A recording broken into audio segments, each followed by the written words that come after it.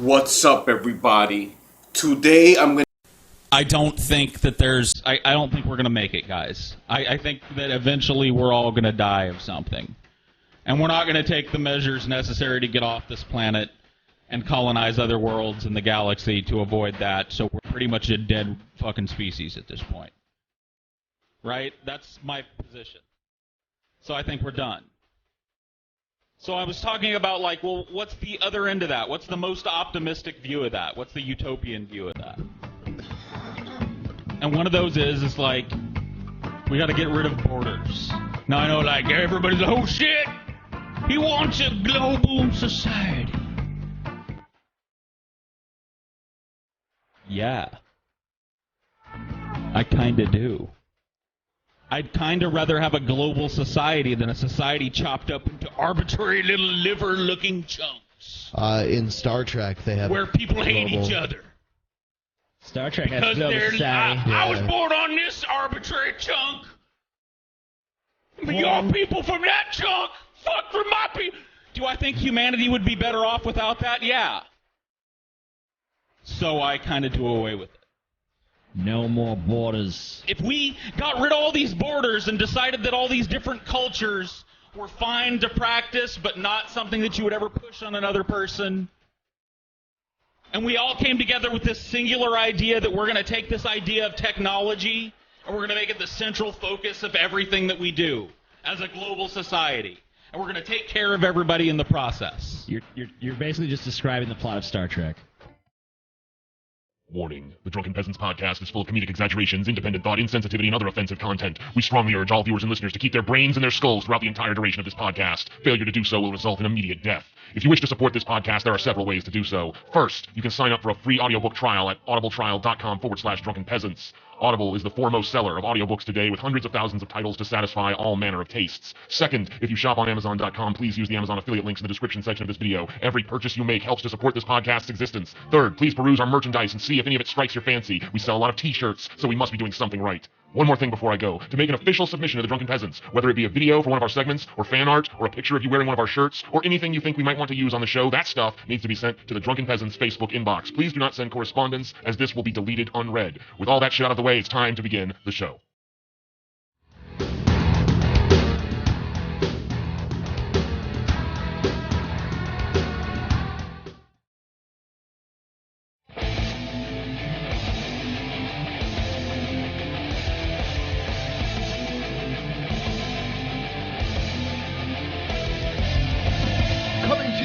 From the frigid armpit of America, this is the Drunken Peasants podcast with Ben and TJ, bringing you opinions of the news from an altered perspective. Fuck it! Hey man, you got a joint? No, not on me, man. I don't have facts to back this up. It'd be a lot cooler if you did. What the fuck you talking about, atheist? It's okay. You're nothing, TJ. You're garbage. I just want to be liked. You're garbage. And now, here are your hosts, Ben and TJ. We'll do it live. We'll do it live. Fuck it. Do it live. Fucking thing sucks. Hey everybody, welcome to the Drunken Peasants podcast, episode 289. Yeah. I cannot hear us. Yeah, me neither. Headphones. Yeah, you can. I cannot. You can't? I can't. No, I cannot. Isn't it just about time we get rid of TJ? I mean, how can you? I can. Isn't it about time to get rid of TJ? I can't. Yeah, I can't hear myself. We're wavering. Yeah. You can't hear yourself? No. Yeah, me neither. Paul keeps like going low and then going high in my headphones. Woo. Well, I can hear everyone, including myself, in the headphones, so I don't know what the fuck's going on. Well, We're all using the same thing. I mean, I can hear all of you guys fine, but I just don't hear myself very much. That's fine. I can hear myself as I'm whatever. Here, so yeah, that works. These things happen. Yeah. Real piece of shit, TJ. I can't hear Scotty in my headphones. You can't hear me? I can't hear anything. Can you hear me, Ben? Yeah, I can hear you. You can hear me. I can hear Ben in my headphones. What about TJ? Nope. La la la Well, la. I don't Okay, I give can a hear fuck. a little bit of How feedback. about that? That's fine. Whatever. Who cares? No one cares. No one cares about our fucking personal issues, all right? No one cares about your problems. No one cares about the fucking technical shit about the show. No one cares. I care about it, but no one. Dude, it's Pester and Paul, man. Pester and Paul strikes again. Dude. I like how TJ looks really small. I'm just little old TJ, everybody. Yeah, somehow that got reset. I don't know how. TJ wasn't here to check his camera earlier. Of course not. I was busy. I was making a video. It's on the Amazing I Race was channel. busy. Go watch that instead of this. Oh, really? Yeah. Okay.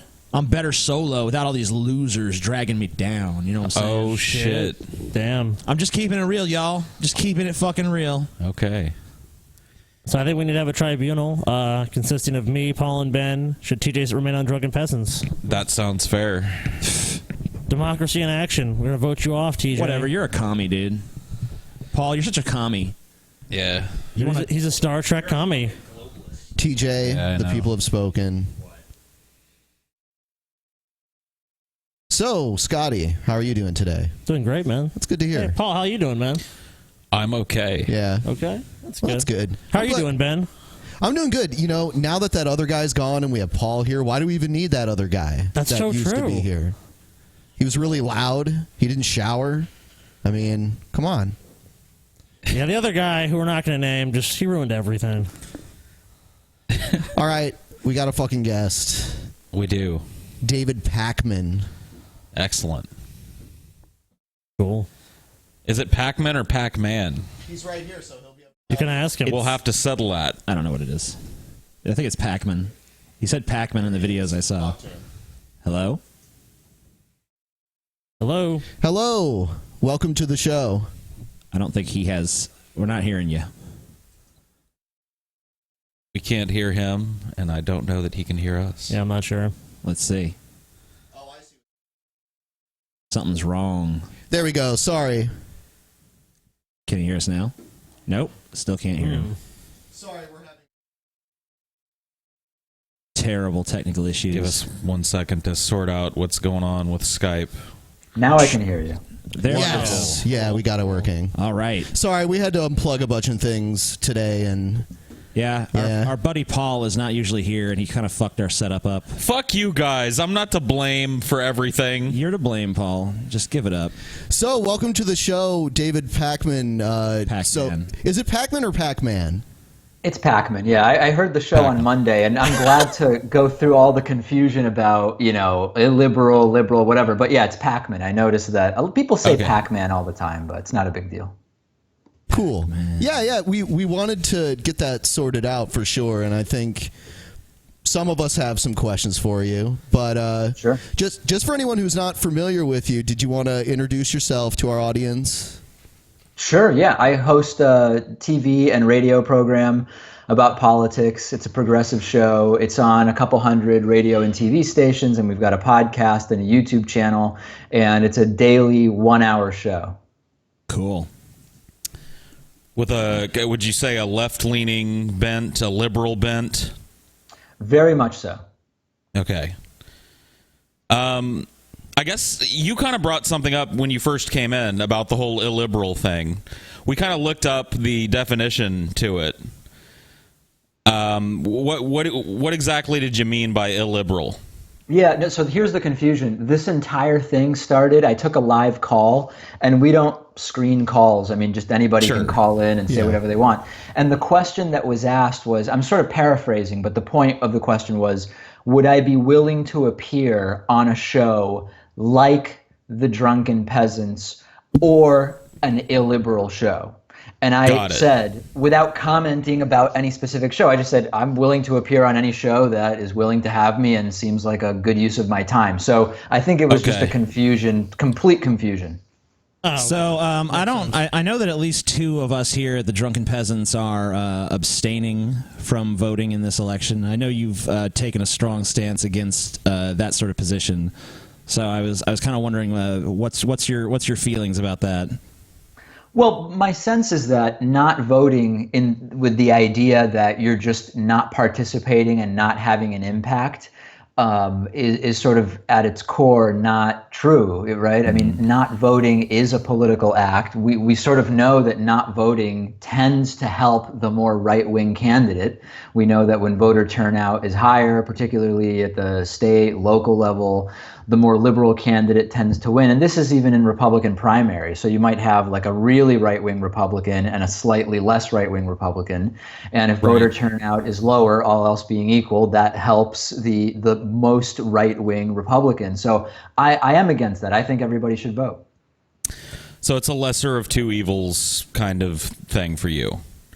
It's not, lesser of two evils is not why I think people should vote. I think people should vote because if you say that you're not voting and because you don't like either candidate or you don't care who wins or you don't want to be involved in any way, you're still having a very particular impact by not voting. And if voter turnout were higher in the U.S., it wouldn't just be that we get the exact same people all the time. I think objectively we would have a totally different set of elected officials, particularly at the local and state level, where it really makes a huge difference.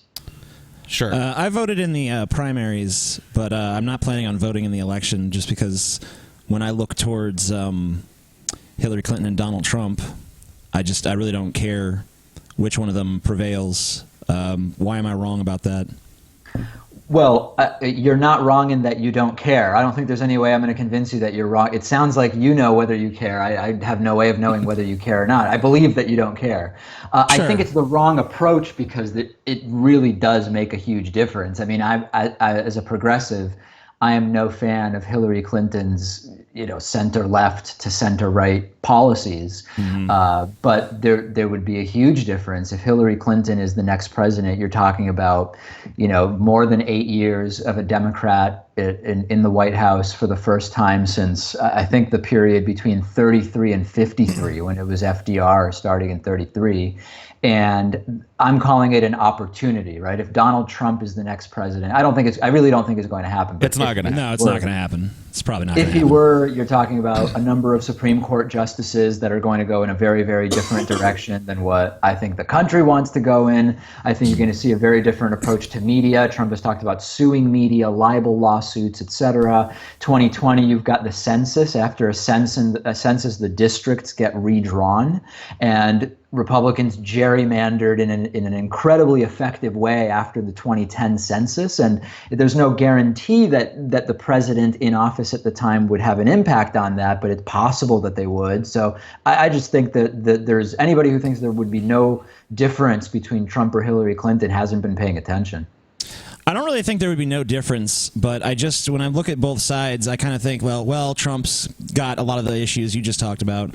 But I'm really scared of the Hillary's saber rattling against Russia.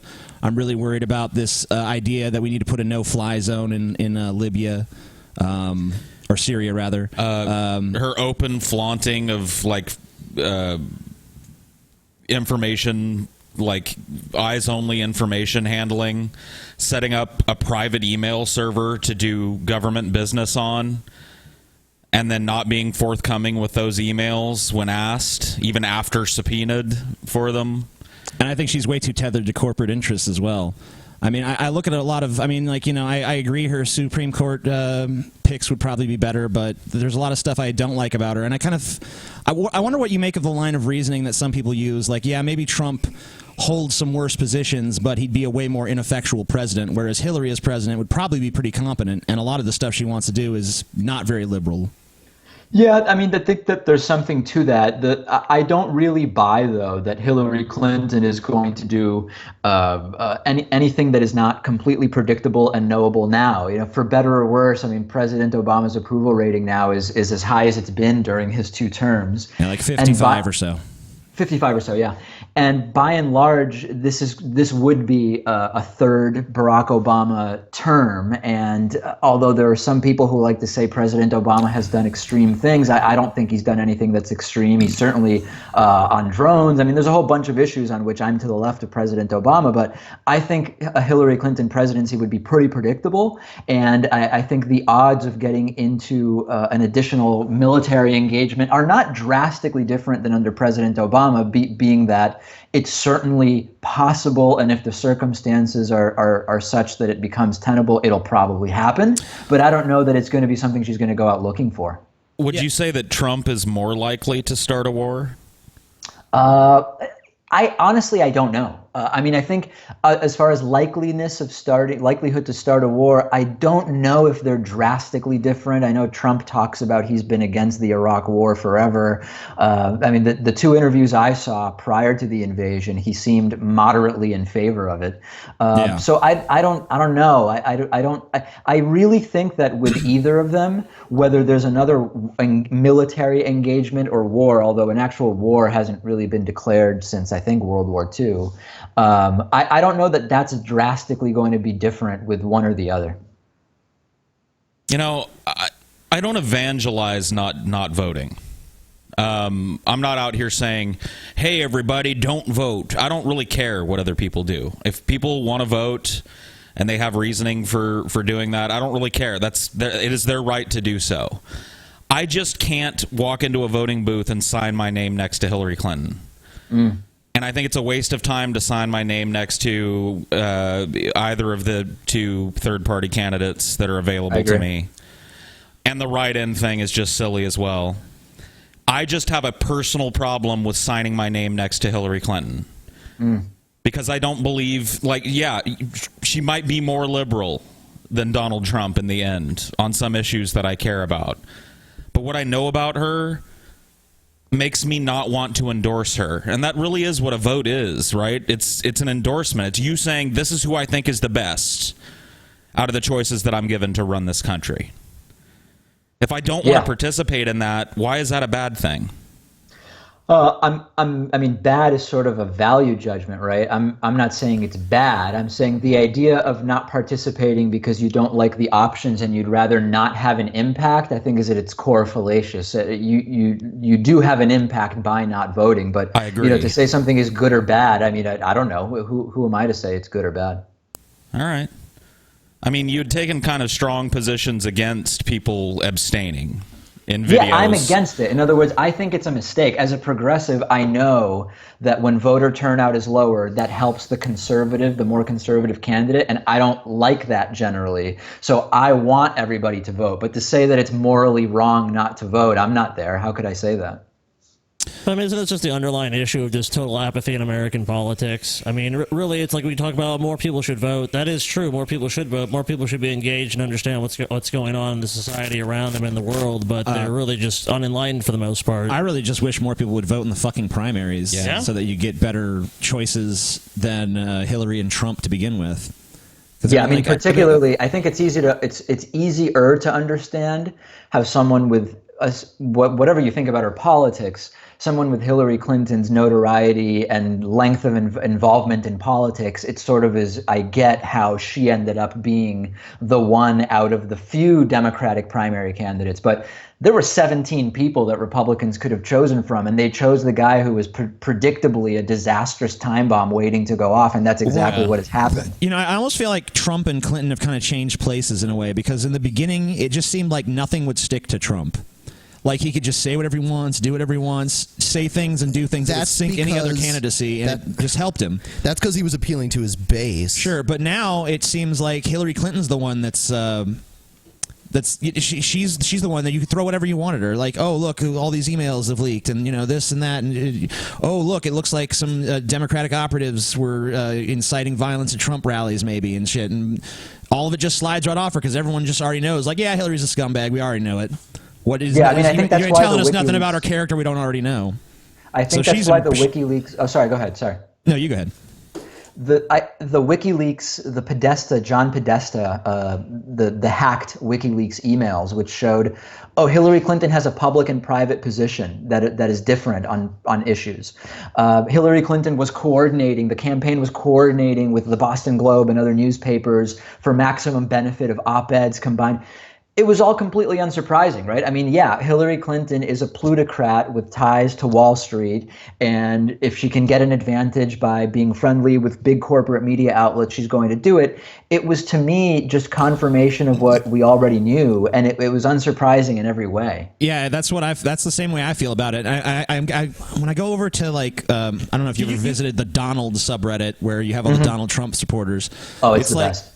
Yeah, it's like a nonstop parade of delusion, and they act like all these big WikiLeaks things are like, this is the one that's going to destroy that bitch, and it's like, no, it's not. Everyone already knows this about Hillary Clinton. Everyone knows this. Everyone voting for her knows this. But go look at the media. If you look at any major media site that covers politics, it's just all everything that Trump has done. Oh, this is what Trump's doing, and if it's anything about Hillary, it's some really positive thing, like Hillary's engaging more women in politics.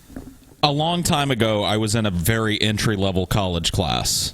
And I'm going to admit, I'm a normal dude. Like, I'm not a big political science guy. I follow the election. I've got a decent head on my shoulders, but I'm not an in-depth politics kind of guy.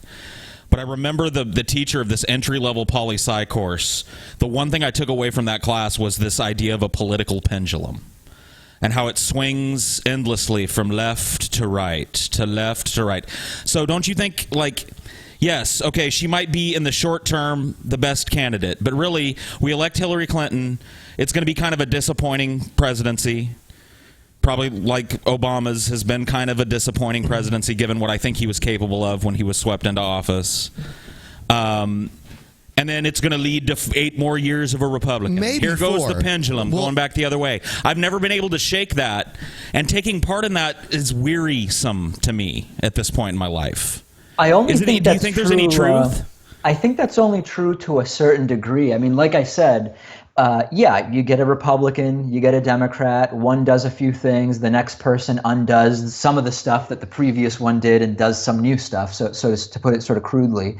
But like I said, it's been since 1953 was the last period during which you had more than 2 terms of a Democrat back to back.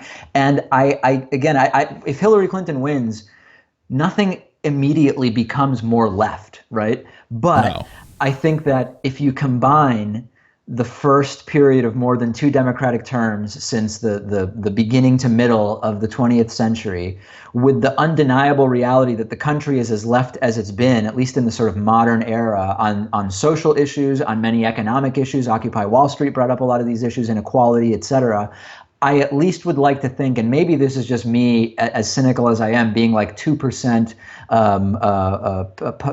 idealistic in some way, but it's an opportunity to maybe push Hillary Clinton to do something that is going to be more progressive.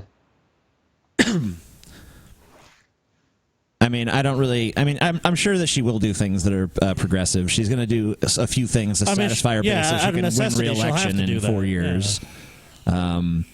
But I mean, I don't know. I think it's just going to be like, here you go, peasants. Here's your shit. Now I'm going to help Wall Street rob America blind. But here's your, I don't know, $10 an hour minimum wage. Well, she's definitely going to do that. Shit. Come on. I mean, under Bill Clinton, they deregulated derivatives. I mean, Hillary was going to probably deregulate a bunch of shit, too. I very rarely go to 4chan, but I saw a picture on 4chan of Hillary Clinton hugging a black man at a rally. And it was captioned, "Thanks for the vote, bruh." And then slowly, there was 3 pictures. In the second picture, Hillary was transparent, and in the third picture, she was just gone. And I was like, yeah, that's probably, yep, that's a pretty good picture. That about sums up how I feel about it. I mean, yeah, she'll show up in 4 years and be like, oh, yeah, I did these couple things. Vote for me again. I don't know. I'm kind of glad, I guess, that it's Donald Trump, though, because, I mean, it definitely could have been worse. Even if he wins, it could have been worse. Ted Cruz, I think, is way worse than Donald Trump. That's what I don't get about this idea that, like, he's, like, the worst of the worst or something. His fucking vice presidential pick is way worse than he is. Oh, God, yeah. Pence is way worse than Trump. Pence is dangerous. He's out of his mind, yeah. Yeah, Pence is a fucking psycho. Hey, by the way, guys, I've been just before we started, I was checking out the live chat, and it seems like I want you guys to explain to me how these things like sort of coalesce. It seems like there's sort of 3 groups. There's those that are angry with me for being a supposed feminist. It seems like there's those who are just making comments about me being Jewish. And then there's people who just are using the term cuck a lot. So is that like the 3 groups that you have? The live chat for this show is it's an acquired taste. I would use the word cesspool. Yeah, I was trying to be nice. There was a long time where we kept the chat closed, but now it's whatever. Let them. We just let them have their fun. I agree with that. Yeah, there's also the people that just post. They just spam swastikas in the chat, and I told them the other day, I was like, hey, your swastika isn't even a Nazi swastika because it's the normal way, and then they changed it. Now it's tilted. Yeah, they went ahead and tilted it for us. They but now it's too circular, guys. You guys are, you guys can't get it right. Every once in a while, something good will happen in chat. Yeah, every now and then. But usually it's just nasty stuff. But usually it's just like, yep, reprehensible, horrible. I don't know what people are thinking. Oh, that's an interesting insight. Maybe we can use that. Yeah, I mean, it's not that different on my, comments and whatnot. I think it's just kind of. It seems kind of like how the internet is now. Yeah. Chat rooms especially just bring out the dumbest in people. Like, even if I'm in a chat room, which I haven't been in a long time because it's fucking 2016. And chat rooms are kind of like whatever, but I remember like it used to like lower my IQ at least 30 points when I was in those fucking things. We get called cuck. Someone called us a cuck recently because we don't believe the polls are rigged against Donald Trump. Yeah. Yeah. So, you're definitely a cuck if you think that the polls that were basically on average accurate in 2008 and 2012 are just completely reasonable now. That's crazy, guys. Yeah. You did a video recently about an electoral college map that the Trump campaign released that was just riddled with absurdities, like blue states that are solid blue, like Hillary's leading 7%. He's got them as like toss-ups, and this is how they released their like this is our path to 270. This is it. Yeah, it was really to get to raise money, right? The whole idea was, hey, look at all these toss-up states, donate and tell us which ones you want us to focus on. But like, for example, Virginia was a toss-up on Trump's map. And they pulled out of Virginia weeks ago. They conceded Virginia because they were down so far in a state that's normally, pretty close to 50-50. I mean, Trump is out of Virginia. But as far as the fundraising email he sent yesterday, he's like, hey, if Virginia looks good, donate and tell us you want us to work on Virginia. There's no Trump staff left in Virginia. Virginia's in play. Wrong. So, you know what, David, let's talk about feminism, because I do believe that you've claimed that you're a feminist. Is that correct? Well, before, I think about 10 years ago, I used to just say, yeah, I'm a feminist, and I didn't really sort of think much of it. And now if you say that, it's sort of like, well, are you a third wave feminist, or are you an SJW? What do you think about 77 cents on the dollar, et cetera, et cetera? So now I just try to, instead, when people say, are you a Zionist? Are you a feminist? I'd rather just say, well, what specifically are you asking me whether I believe or not? Yeah.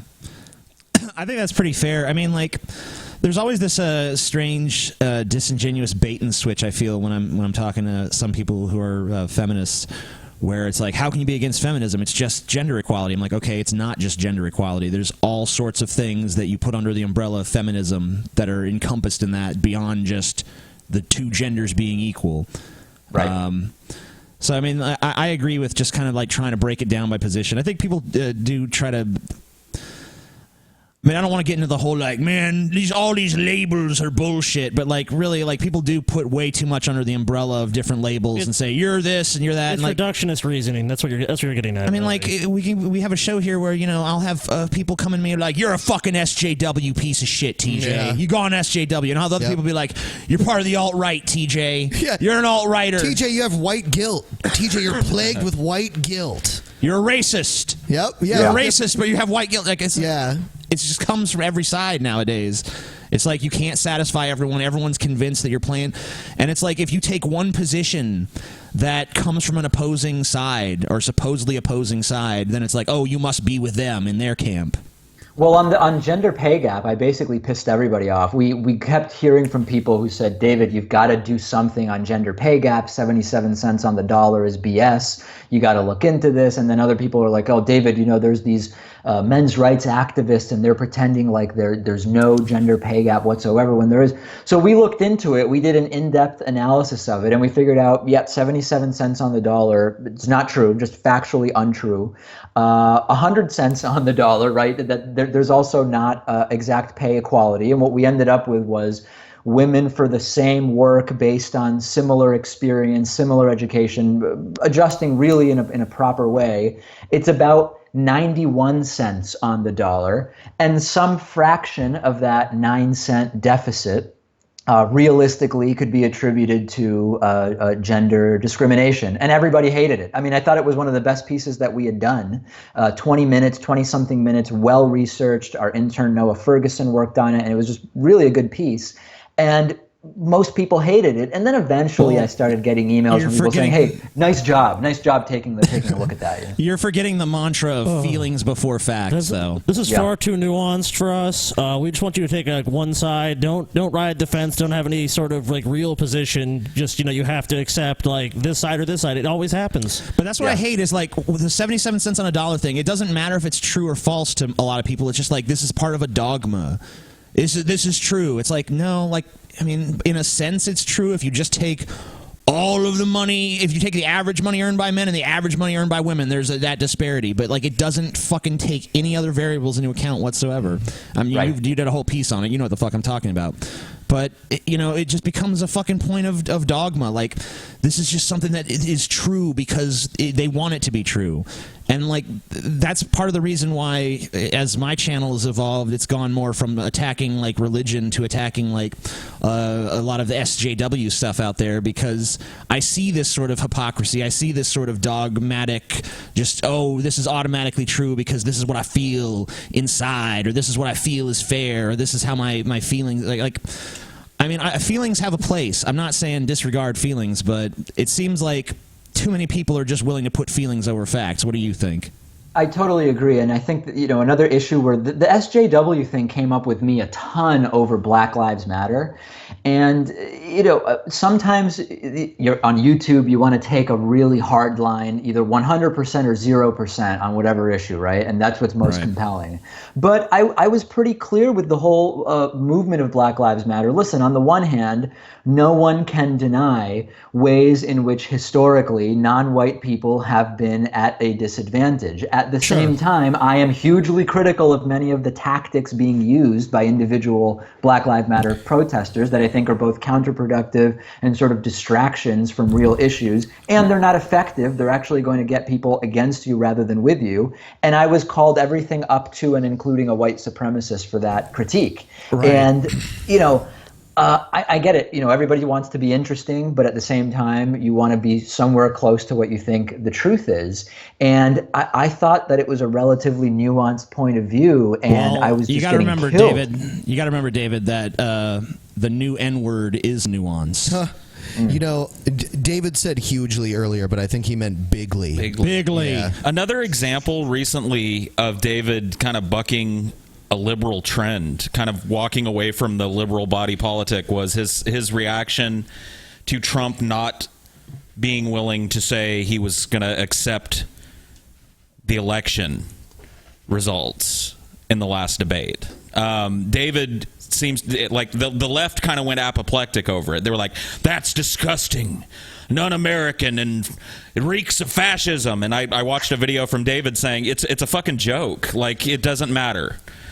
The results are going to be what they are. Right? I mean, it's totally symbolic. In January, the electors will vote, and whether Trump, yes, it's true that if he doesn't accept it, he could be not accepting it by asking for recounts in the states where that's allowed. But even if it's not close, what's a recount going to do? Nothing. It's a waste of people's time, is what it is at that point. Yeah. Well, he can apply for a recount. He can't just demand a recount. Like in some places where it's just a clear winner, it's also they're not going to grant it. It's also tradition for the loser to call the winner and congratulate them too. We'll see if that happens this time. You're talking about it's not like there's optics, never right? been contested elections before. Go ahead.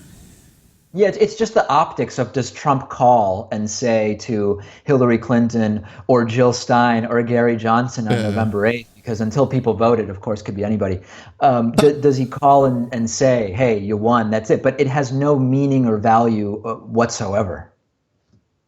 Yeah, I mean, like, with Trump, they've already dispensed with a lot of the fucking election traditions anyway. Like, they're not shaking hands before debates or anything. Wow. They did the first debate. I don't think they did it for either of the follow-ups. Did you guys hear about why, though?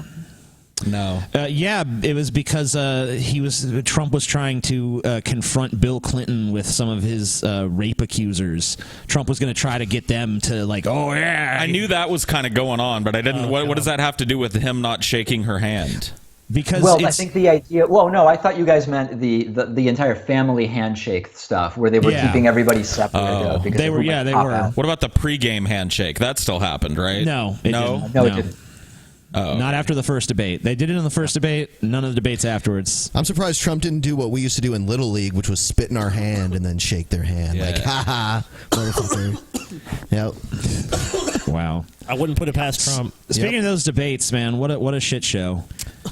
I love those debates. I mean, just insane. I mean, I don't even, it's like, if you do a show like mine, the next day you want to kind of show up with some kind of serious analysis, but I mean, how? I don't. It's just the entire thing was a joke. There was at one point it was the retard versus the robot. Dude, I love the prison line. That was so great. I don't know if I should say this. All right, I'm going to say this. Hillary's going to be in prison. Yeah, she's going to be in prison. I'm going to put her in jail. Are you ready, like I am, for them to do away with the town hall format? Oh God. It's so much like it's just symbolic, right? I mean, it's crafted the same way than if you had a moderator asking those exact same questions. Except aren't the questions kind of dumber? Yeah. Aren't they better left to professional journalists that can encapsulate? Because there was one question. They went to a dude in the audience, and he was like, "Do you think that you can be devoted to both parties?" And they spent 14 minutes answering that question. The question was not a great question, but the amazing thing was Trump somehow managed to screw it up. That was a gimme where it's just like, hey, here's 2 minutes to just unopposed give your best, most well-crafted lines, and Trump went off the rails anyway.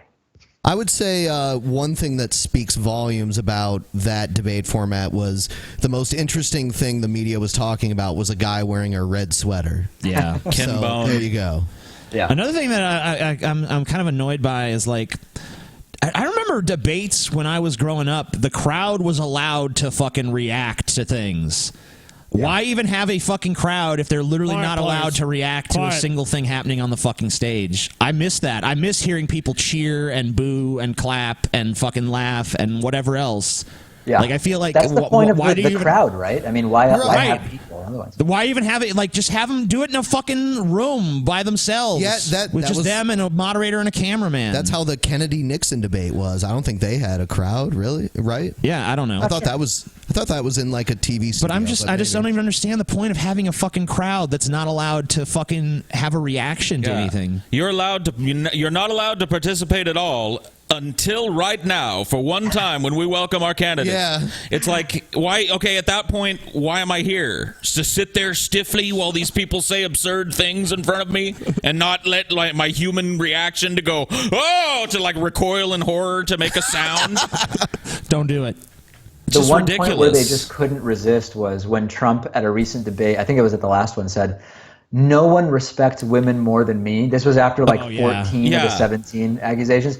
People could not withhold their laughter at that point. I love how Trump won't even just say I respect women. No.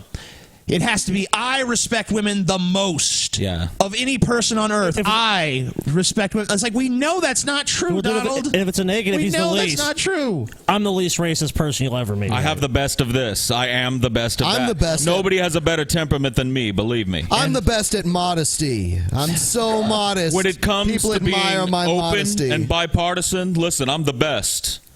I'm the best at doing that. Trump steaks are the best steaks on the earth, and he means that in every sense of the word. Oh, my God.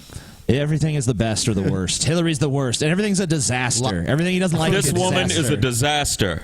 She's in her policies, big time disaster. And I know I pointed it out before, but the one thing I love about Trump is that he's the only person on earth I've ever seen make the expression with his face of just yeah, the donut hole mouth.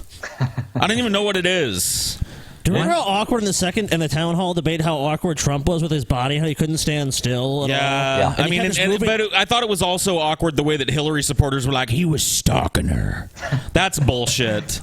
It was weird, but it's Trump. Like, everything he does is weird. I thought it was. It was. I remember it being way weirder for me when this is kind of going back. John McCain and Barack Obama were doing their town hall debate, and McCain is like he's like, yeah, you know who did vote for it? That one. That one, yeah. And it's like, I was like, that one? That's kind of weird. Uh-oh. That one what? Whoops. That what? It's like, yeah. There was a moment in the Bush-Gore debate where I think it was in the middle of a Bush answer, Gore sort of walked over and stood right next to George W. Bush. And George W. Bush kind of paused and looked over and then sort of like nodded and smiled and then continued with his answer. And it was just one of the most beautifully awkward moments of these debates that I've seen in terms of like invading someone else's space. Yeah, I agree.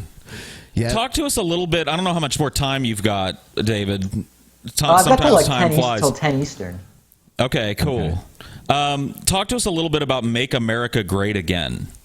I watched a recent video of yours where you seem to think that is basically all about racism and transphobia. No, it's not. No, I don't think that. No, I don't think it's all about racism. I don't know what clip you're thinking of. I mean, today I did a story where I had a clip of a Trump supporter named Barbara who went on, I think it was like Face the Nation or one of these shows over the weekend. And she was asked about why she likes Trump. And she, I think, mentioned Make America Great Again. And so she was actually pressed, which is great, to say, well, what used to be better about America? And like her examples were before abortion and before the homosexuals, sort of like there were no gay people before there were gay rights. They just showed up on a boat someday or something like that. Right. So there was nothing about race there. But I think generally this concept of Make America Great Again, Republicans, social conservatives, it seems like they idolize the 1950s and pre-civil rights era 1950s, sort of more modern views on the roles that women are, quote, allowed to have in society. There's a whole bunch of things. I mean, I think you can talk about race if you want. You know what I love about it is it's really idealizing the 50s. You know what I love about it is they go around and they're like, these alt-righters and shit that are Trump supporters as well. They go around like, you're regressive. You're all regressives. It's like, Make America Great Again. That's like a regressive slogan. That's literally about regression. But they're not using the literal... We got to go back to the past. They're not using the literal definition of the word regressive. No, they're not. They created a new meaning for the word. Yes, they did. That's true. Yeah, but still, conservatism, by its very nature, conservatism is to not allow things to progress, but to conserve them the way they are, merely for the sake of staying the way they are. But they're not. He's not even. In Trump's case, it's not even a matter of like we need to keep things how they are. It's like we need to turn back the clock to a previous time. We need to do a factory reset on America. I'd be interested to hear more people say what time they want to go back to, because maybe David is right. Maybe they're idealizing the 50s. A lot of people do. Maybe they want to go back to the 80s, though. Maybe they want to be doing a lot of cocaine and in dance clubs and stuff. It's the cocaine and the completely false notions about what things were like under Ronald Reagan. But I think 80s could definitely be mentioned in part because of Reagan. Right. I'm just when I run for president, my slogan's gonna be "Make America the '90s again." Yeah. Yeah. 90s again. So like the mid-90s. I'm going to make America great again by turning the clock back to 1996. You know what? The slogan is just the fucking cherry on top. How dumb the slogan is you just can't go back in time. And he stole it from Reagan too. Yeah, he stole this from Reagan. You can't go back in time. You can only go forward. Quit wasting your time on the past. It's already written. It's already done. It's just kind of a good soundbite, and I think that if we're going to talk about like the racial and social undertones of regressing America to a previous time, we need to talk about the people that don't even really think about it. And they're just like, yeah, that sounds good. Yeah, man, make America great again. Of course it sounds good. Yeah, it sounds like something, I don't know, it sounds like it'd be the slogan of like Denny's or something. Yeah. They're the new red, white, and blue pancakes. We're making America great again. You know what I mean? Like, there's a lot of people, that's kind of sad, but we need to acknowledge that truth. I mean, the There's thing a is, lot you of people can't out really there go. This would be like a great conversation to have with Trump supporters, and I've gone like on primary day in primary day in Massachusetts. We were talking to people. Primary day in New Hampshire, we drove up to New Hampshire and we're interviewing voters, and it just you'll get I want to go back to when America was great. But then if you want more detail, I mean, good luck. You're just not getting it, dude. Are you looking forward to after Election Day when Hillary Clinton's won and everything? Are you looking forward to just going around the internet and just looking at the parade of butthurt Trump supporters?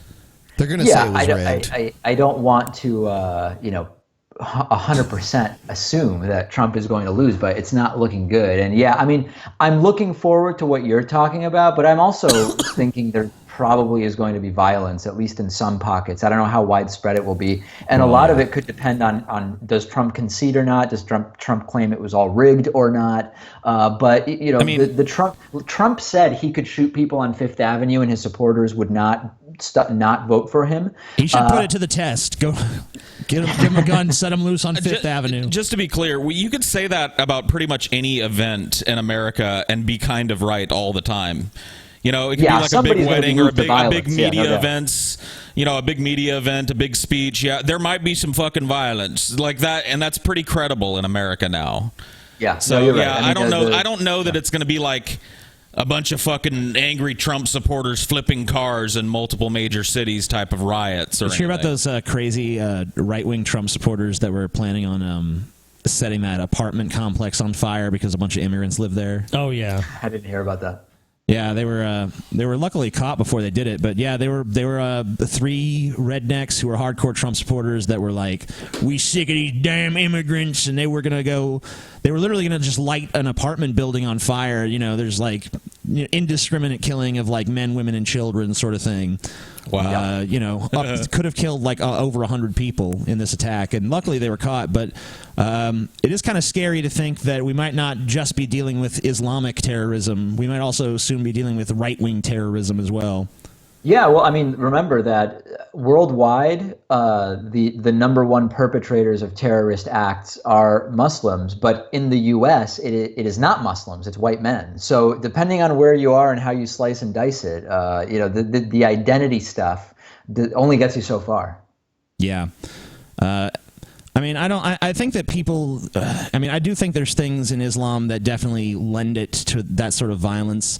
But I think people are, they get caught in this fallacy of like, oh well, there's no violent people in my group. It's like, no, there's been left-wing terrorists, there've been right-wing terrorists, there've been terrorists from all sorts of different ideologies. Yeah, I mean, I lived in an area where some redneck truck driver was driving down the interstate and saw a mosque and decided he was going to go try to burn it down, and he walked inside and like set it on fire. Ended up going to prison for it and everything. So it happens on both sides. Yeah, I mean, SJWs on the extreme end of the left have been using violence and shit. I haven't seen them resort to I think not like mass killings and shit. No. You can find instances of violence, but on these types of issues, I think it's good to go to the groups that really track this type of stuff, the Anti-Defamation League, the Southern Poverty Law Center, and you can find like lefty eco-terrorist incidents in the U.S., of course. Sure. But by and large, you're talking about right-wing terror committed by white men in the U.S. And I want to be super clear because every time I say this, people say, David, worldwide, though, Muslims are the number one perpetrators of terror. And that's absolutely true. But I think we're talking about just the U.S. right now. Sure. It seems like there's definitely been a sharp rise of Islamic attacks in Europe, though. Oh, for certain. So it's not like it's definitely starting to spill into that part of the West. It hasn't really spilled too much into America other than 9/11 and which was, of course, the worst terrorist attack probably ever. San Bernardino shooting. So, like, San Bernardino and a few others. Fort Hood, that was a Muslim thing, I think. And it's kind of weird. You never really know what is going to be classified as terrorism and what isn't. like the shooting in Orlando. Was that terrorism or is it just? I think it was. I think it was. I would say it's terrorism. I kept getting emails from people saying, so David, tell us, was it a hate crime or was it a terrorist incident? And I don't think they're mutually exclusive. I think it was pretty clearly both. I would agree. I mean, there was definitely a political motivation to it. There's definitely a religious component to the motivation, and it's also just hatred of gay people. When I hear like right-wing terrorism, though, like usually people are still bringing up like McVeigh and stuff like that, and that was quite a while ago. Yeah, no, but there's a lot. I mean, the thing is, it's like with the entire pit bull bite statistics, where because pit bull bites are disproportionately likely to get media coverage, and then reports are done based on media reporting of bites, people are like, oh, well, pit bulls are the most dangerous dogs. It's a similar thing where if you actually look at some of these organizations, the ADL is a really good one. They catalog a ton of these small individual incidents of right-wing domestic terror, and cumulatively they really add up, but they just don't make the same type of news. And therefore, when somebody says it, you say, I don't really remember hearing that much about it. And there's sort of that's not by accident. It's just because they really haven't had their 9/11 yet. I mean, I guess you could say maybe like Oklahoma. Yeah, and that's why you hear McVeigh usually when you think of because McVeigh was pretty right wing. Yeah, I don't know if he would fit into like the standard like Republican sort of right wing box, but he definitely had a right wing bent. But even that didn't really seem to increase coverage of like right wing extremism. But I mean, like, there was definitely a time when it was far worse. I mean, like, the KKK used to have membership in the millions in this country. Now I think it's something like 5,000 people. Yeah. But they're not even really actively engaging in terror at this point. When I think of, like, a right-wing attack, the one that comes to mind for me was the one that they had in Scandinavia. Yeah. Oh, yeah. Yeah, because he actually the Anders Behring Breivik in Oslo. Yeah. Oh, yeah. Yeah. Because he took out a bunch of people. Totally unrepentant. I just think we need to nail down like what's terror. Does there have to be a body for it to be a terror attack? Can a failed terror attack, is that counted? You know I mean, what I would say the guy that tried to light his shoe on fire to blow up the plane, even though he wasn't successful, was a terrorist. Yeah, and I don't think I think if you're just looking at death count, you could imagine a biological agent being released that doesn't kill anybody, but it transmits some horrible condition that it doesn't kill you, but it leaves you in some horrible state. What if they just did things to infrastructure, like go blow up a bridge, not necessarily to kill people, but just to fucking hold up commerce and shit, like. The DC sniper, I mean, that's a great example of that guy wasn't even politically motivated. He was actually just that guy was fucked up. We don't need to get into specifics, but he wasn't a Muslim though. He was a Muslim, but his motivation actually was he wanted to murder his wife. Oh, okay. But he wanted to make it seem random, so he basically just devised this plan, like I'm going to shoot a bunch of other people, so that by the time I shoot her, she'll just seem like another random victim of the sniper. Yeah. So basically, he's like, yeah, I want to kill my wife, but I don't want to be blamed for it, so I'll just murder like 20 other people. But the point is, like, it totally, just this idea that there's a random guy that could just shoot anyone at any time in your area, it totally fucking nullified commerce there. No one wanted to go outside. No one wanted to go out to eat. No one wanted to leave their fucking house because they're afraid that they're just going to get fucking shot by some random sniper. Yeah, it was so random. Who had no victim profile. There was no fucking group of people that could be like, I feel safe. And that's the kind of like, that's just like, to me, that kind of shows how easy it is for just one or two people to totally have like an entire city in the palm of its hands, like gripped with fear. You saw that with the Zodiac killer too. Sure. Yeah. I think the other place where people sometimes get sort of like wound up on this issue is when you start getting into, okay, well, I mean, just to take one that people seem to be keyed in on, it's like with Islamic terror.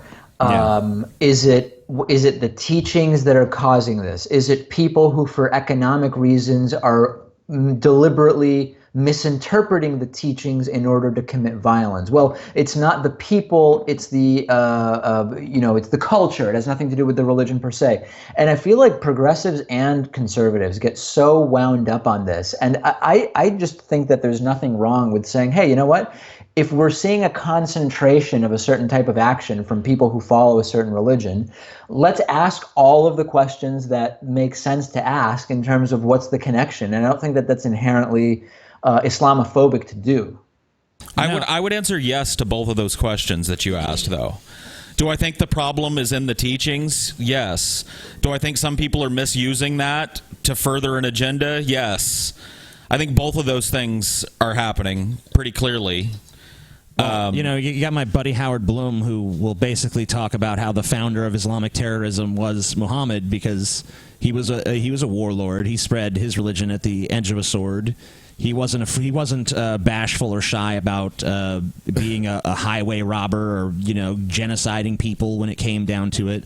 He's not a Christ-like figure. Christianity is all rooted in basically a guy who was essentially sort of a pacifist, tells you to turn the other cheek and all that stuff.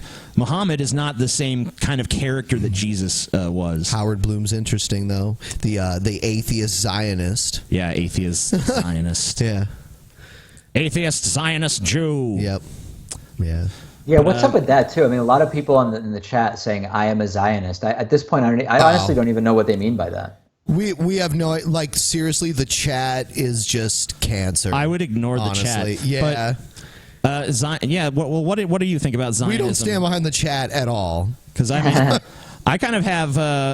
I feel like I'm sort of in the middle of where most people are. I feel like a lot of people take like a hard Palestine or hard Israel stance, and I really don't feel like I take a strong stand with either side. I mean, I kind of see both perspectives. What do you think? Well, listen, I mean, this is one of the issues that I've been studying most closely, like since I was 15 or it first got on my radar. I mean, when people ask if I'm a Zionist, the question I ask is, are you asking me if I think it would be legitimate to cancel the existence of Israel at this time, right? Because I'm trying to really drill down and say, what is it that you're asking me? Like, if the question is, do I think Israel has a right to exist in 2016 like any other country? The answer is yes. I mean, you tell me if that makes me a Zionist. No, it makes you a cuck. No. I mean, it's already existed for so long. To me, it's almost like okay, you can make a case Israel stole the land, but you can make a good case that we stole this land here in America. If a Native American shows up to my house, is like, give me my land back, I'm going to be like, fuck you, get out of here. I'm calling the police. But that's interesting what you're saying, because there's basically three ways that countries are created, right? I mean, it's either they're annexed, right? There's some kind of purchase. Often it's an insanely bad deal, right? Like $5 for something the size of Canada. Number two, war. So it's taken over by killing people or use of force, or by international treaty. And the Israel was created by international treaty, and just because it was more recent than some other countries doesn't make it any more legitimate to say, hey, that one should be undone. We should take that one back. It's a country now. Don't you have to solve the unsolvable problem of religion? To solve the problem of Israel and Palestine. Well, and also, isn't it mostly about use of holy sites? Well, it and my also side has wants to take this holy site and make it exclusively for my religion, but it has some bearing on both of our religions, and we can't come together and work out a set of rules where we can both use this space to pray. That's certainly part of it, but I mean, there's really not nearly enough time to really dig into it. But sure. Part of the issue, you're getting at the right thing, which is there's this sort of vicious cycle where, I mean, just to take one issue, which is like the blockade of the Gaza Strip. Those who are very against what Israel is doing say the blockade needs to be eliminated immediately. If you start there, you say, okay, in the past when the blockade is eased, the materials to build weapons start flowing back in, the rockets start going back to Israel, so what should Israel do at that time? And if you're sort of on the other side and you say, hey, we need to protect Israel by having this blockade, then you say, oh, you just start the circle somewhere else. You say, okay, but don't you think that there would be fewer attacks against Israel if people weren't angry at you for the blockade? And they say, yeah, but when we've removed it, then the rockets start coming over. I mean, this is the sort of like impasse, the one example of the constant state there. So I see that it's nearing the time where you have to go. So I was wondering if there's anything that you wanted to discuss that hasn't been brought up. No, it's been great being on. I hope people will check out my show. DavidPakman.com is the website, and trolling and all the stuff, we have it too on our YouTube channel and our Reddit and all of that. So I know that there may be a lot of people interested in that, and we welcome it. All right, man. Awesome. Thanks for being on the show. Yeah, thanks for being here, man. Peace. Pleasure. Thanks so much for having me. Take care. Take care. Bye. Take care. What a fucking cuck, you guys. What a beta male. What an SJW Beta cuck. Oh, beta my God. And Beta then- cuck, beta cuck, baby. No. Beta cuck. No, he was all right. He's fun. And then He's the fun. Drunken Peasants had this Liberal. liberal cuck, Regressive. this absolute cuck, this Muslim apologizer on their show. And they just allowed him a platform without questioning him. Unchallenged. Oh, wow. They're a bunch I like of cocks. I like how TJ looks smaller than me on this show. Yeah, This I is don't. Awesome. I'm really disturbed by this camera. I know. I love it. I don't love like it. I could tell. I don't like it. You're nothing, TJ. Look at I don't like we're it. all bigger than TJ. Why am I so small? I'm a little teapot, short and stout. Here is my handle, here is my spout. This is what happens when you don't take the time to check the cameras. I was like, TJ, I'm gonna have to check the cameras. He's like, okay, and then he walks upstairs. Yeah, fuck you, TJ, you midget ass piece of shit. Look, nothing you can do will make you bigger. Whatever. Nothing you can do. Little baby Whatever. TJ. I'll just show my whole body. Little baby TJ. Look at my muscular frame. Oh yeah. Yeah. Ha. Ha! Ha! Ha! All right. Show your hand, TJ. Let's see. Oh, do you have a dusty hand now? Look at this. Holy shit. How small it is. My hand dwarfs TJ's bitch ass hand. Dwarfs it. Dwarfs his bitch ass hand. Actually, TJ, I think our hands are about the same size. I think they are about the same Yep. size. Yeah. Is they're that about the crazy? same. I have pretty small hands for my size, so it's not that surprising. I have large hands for my size, and you know what they say. Just like a cuck, TJ. Like a cuck. Seen his wife fuck for the very first time. Oh. Okay. Oh, shit. Yep, you fucked it up, Ben. You suck. Fucking thing sucks. What's going on? Ben's crazy, y'all. What? What's that? Hold on. Okay. Ben is plotting his revenge already. Okay. Hold on, I'll try it again. Try it again. Nope. Uh-oh. There we go. Oh. There it is. What I'm going to start doing is I'm going to take the Kirk approach to every mistake I make. I'm going to be like, no, I didn't. I did it because you were right here doing something else. It's your fault. I don't know what you're talking about, Ben. You're crazy. You ever notice that Ben's an That was a unhinged mistake that I lunatic? made. It was your fault. You were distracting me. Fuck you. Oh my goodness gracious. Ben's crazy, y'all. I don't know what's wrong with him. He's a loon. He's a real lunatic. It's really the worst ones between me and TJ. Yeah, I love it. Then there'll never be a resolution. Oh yeah. Yo. No, there's never gonna be a resolution between us on anything. No. Did we ever decide who was right about the Cloverfield monster? Well, you know what? I think we read more into it. We pretty much realized that you were right about it anyways. Before we get into troll or not a so troll, it just didn't work. So we should probably do this.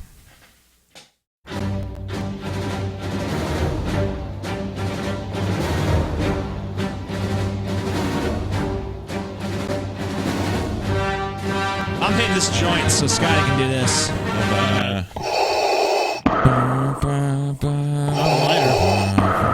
Oh. Do you know the power of the dark side, Scotty? Obi-Wan. Yes, that is correct. You know,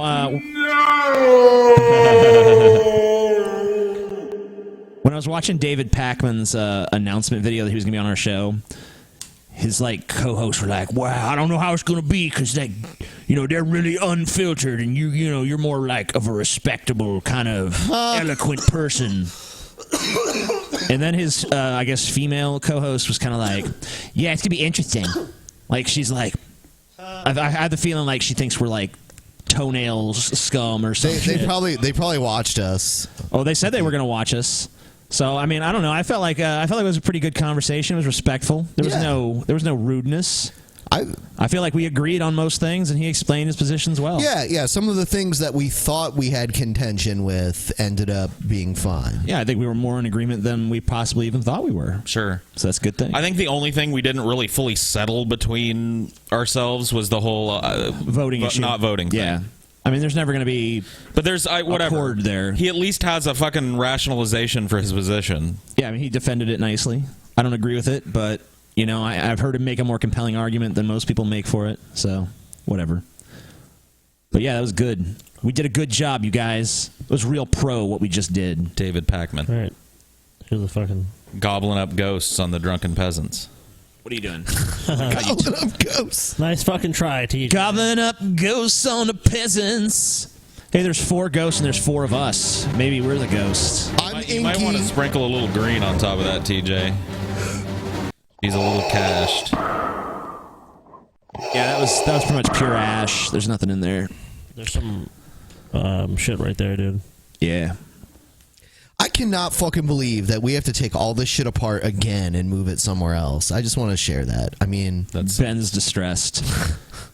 No, Ben. No, we have to move all this stuff. Then we have to get like new shit too.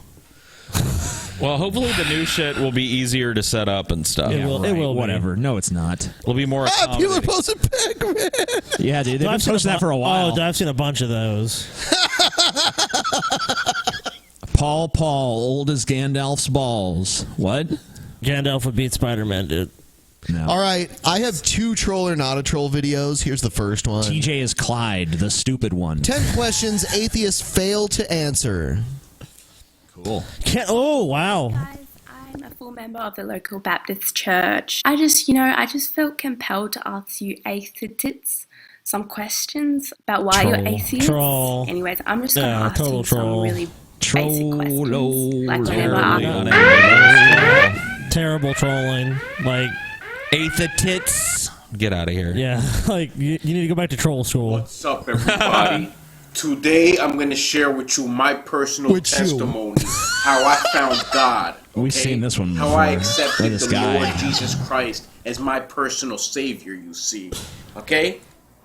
Just want to share this personal experience, all right? Yeah, what happened, I want to buddy? make a video so people can understand me a little bit more. Spit it out. All right, where do I start? Puff, pass, Let's see, Paul. when I was young...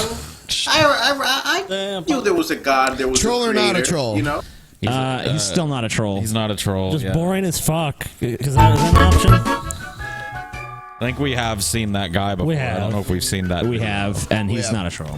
He's So you want to go straight into crazy people? Or I have so many like news stories. Yeah, we can do a few, I guess. We have, hold on, we'll play the thing.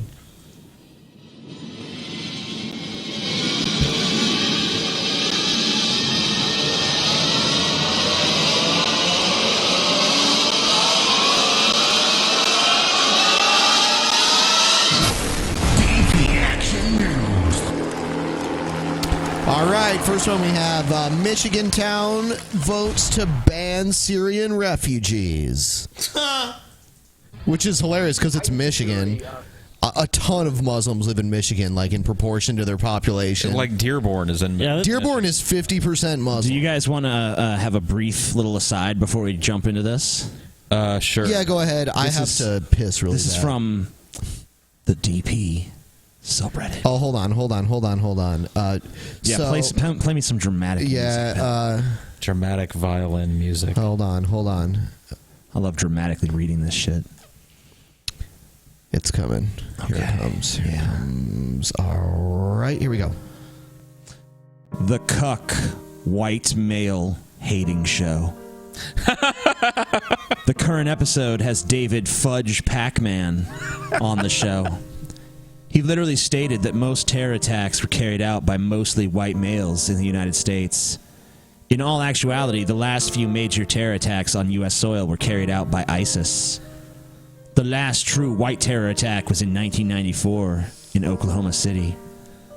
So, what is your thoughts on this bullshit faggot, white male-hating shit they spewed on this episode? Wow. You kind of turned into Michael Moore, but reading horrible shit. Yeah. My hometown. Oh, Flint, Michigan. Like, so now we're all self-loathing now as well. Are we supposed to only have people we agree with on the show? I mean, like, are we only? A show that I love is like Real Time with Bill Maher, and he talks to plenty of people he doesn't agree with, and that makes the show more interesting, not less. Ed, the milkman for 30 years, is delivering his milk.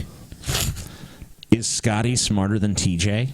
Clearly. Is it just me, or does Scotty seem much more intelligent than TJ? Someone said, comes with the autism. Another person said, he knows more about economics.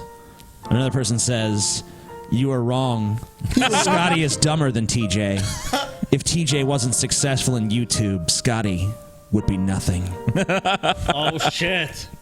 I'd be nothing. Wow. I wouldn't even exist. The atoms that make up my body wouldn't even exist. I want more. Is there more? Yeah, there is. Paul is globalist scum. Oh, shit. Here we go. No, that's all they got. They didn't write anything. Oh, come on. There might be more than that. Let's see. I don't see anything else. Okay, let's see. I'm calling it now. They're not bringing on David Pakman tonight. What? It's going to be a rerun of a Casey-tron stream. Oh, okay. Not even wrong, Drunken Peasants. bitch. Wrong. Wow. What a beautiful segment. That's so beautiful, though, that someone's like, yeah, think they're going to get me again. Why do they always complain about us, guys? Why do they treat us like we're a bunch of reprehensible dumb shits, guys? Okay. All right, here's one more. I'll read one more to you guys. Okay. But you know what? But TJ, before you read that, I want to point something out to people. Like, you're saying, like, we treat the audience poorly. Look how TJ treated Paul. Like, I have to piss, like, go ahead. Unbelievable. He started up. I got it. He fucking created basically a room to fuck with Paul. Yeah. So that's just how the show's going to be. How everyone's mistreated. This fucks with Paul too. How is Paul so goddamn fat? Hold on. I fucking swear. On his webcam, he looks like a normal human being. But on full camera, he looks like a goddamn blueberry. He looks like a baby coming out of a fat woman's asshole. Paul, dude, I'm your biggest fan. Please lose some weight, you fuck, before we have a RIP episode for you. Wow. Wow. That's dark. Yeah, it's almost like concern trolling you, Paul. Like, we want you to be alive, Paul. Like, we really actually hate you. We want you to be alive so we can keep on hating you. Wow. What a segment this is. All right, here we go. I gotta start this over. This one's great, I think. I haven't read it yet, but we'll see. I'm unsubbing and undonating. DP sucks now. They make way too much content, and the dog guest ruins the show. I'm pretty sure this is a joke, but... Yeah, it does sound like a joke. How the fuck am I supposed to keep afloat of all this DP content they are now putting out? A show every day, and all old Patreon hangouts that I haven't watched yet. And the paid Brett shows on Vimeo. I have a fucking life, and between all the content and this Reddit DP is sucking up all my entire fucking free time. Also, why do the peasants insist on bringing that annoying fucking dog on the show? Like every fucking episode since they moved, that dog is fucking interrupting. Salvador adds nothing of value to the discussion. And then they sit there and spend like 30 to 45 minutes talking about how disruptive the dog is to the show and try to convince it to move its lazy ass to another room. The peasants are such unprofessionals. Goodbye forever, DP. You have ruined my life with your stupid show. And then someone said Salvador is the best peasant. Wow. Dude, that was totally right. We can't deny that. Every single thing they said just now was correct. I mean, sometimes you have to admit the DP subreddit just gets something right, and they got that right. Now forcing leaders in one Detroit Let's take a look at this. to ban Syrian refugees from their community, a move that's dividing many residents. We've got veterans that need help much more than these these refugees. If they can't provide for themselves, and if they can't be vetted, then there's no... Dude, this guy looks fucking insane. He does. This dude looks unhinged. Who the fuck is this guy? If we don't know who they are, they're gonna fucking... Look, they're terrorists. They're terrorists. Place for them here. We're a country who's based on diversity. Wow, even though the resolution passed, the town can't legally block those resettlers. Yeah, so it means nothing. Joining us now is the clerk of Waterford Township and member of Board of Trustees. It's an election year. That's why they're doing it. Thank you so much, Sue, for being with us this morning. We just wanted to say fuck you, refugees. That's just some issue in that town that obviously that people must really give a shit about. So they probably just wanted to fucking do a thing where it's like, yeah, we against it. You know what I mean? Here's our meaningless symbolic action. Oh, you're welcome. Thanks for the invitation. Why was it important for you guys to pass this resolution? It wasn't important. It was a total waste of time. The resolution is a way for us to communicate with our lawmakers, both in the state and in Washington, that we have concerns about the You ever heard of writing a fucking letter? refugees that are being allowed in the country. Yeah. We don't object to the refugees per se. We just want to be sure those who are allowed in don't have bad intentions. Sue, have you had a negative interaction with any of these refugees? Have they clashed with any residents? No, they haven't. In fact, Waterford, I found out at the board meeting Monday night, only has 3 resettled Syrian refugees. Okay, you have 3. None of them have done anything, and yet you felt the need to do a big town meeting like, God damn, these refugees pouring in. They're fucking them, they're banned. Well, people are just bored. Yeah, but not to mention, like, the standard she just said that they don't have any bad intentions. How can anyone guarantee that? You can't. It's not anybody. You can't gauge someone's intention. People are telling us to turn up the volume for this video. I did it. Okay, cool. Sorry. Can't do anything right without me, TJ. TJ, whatever. Fucked everything up. I leave for 5 minutes. All you know right. what? You know what? I fucked the show up intentionally. I lowered that volume. I'm like, this is going to be funny. Yeah, sure you did. Fucking troll the audience. Sure you did. No one's buying that for a minute. Little guy.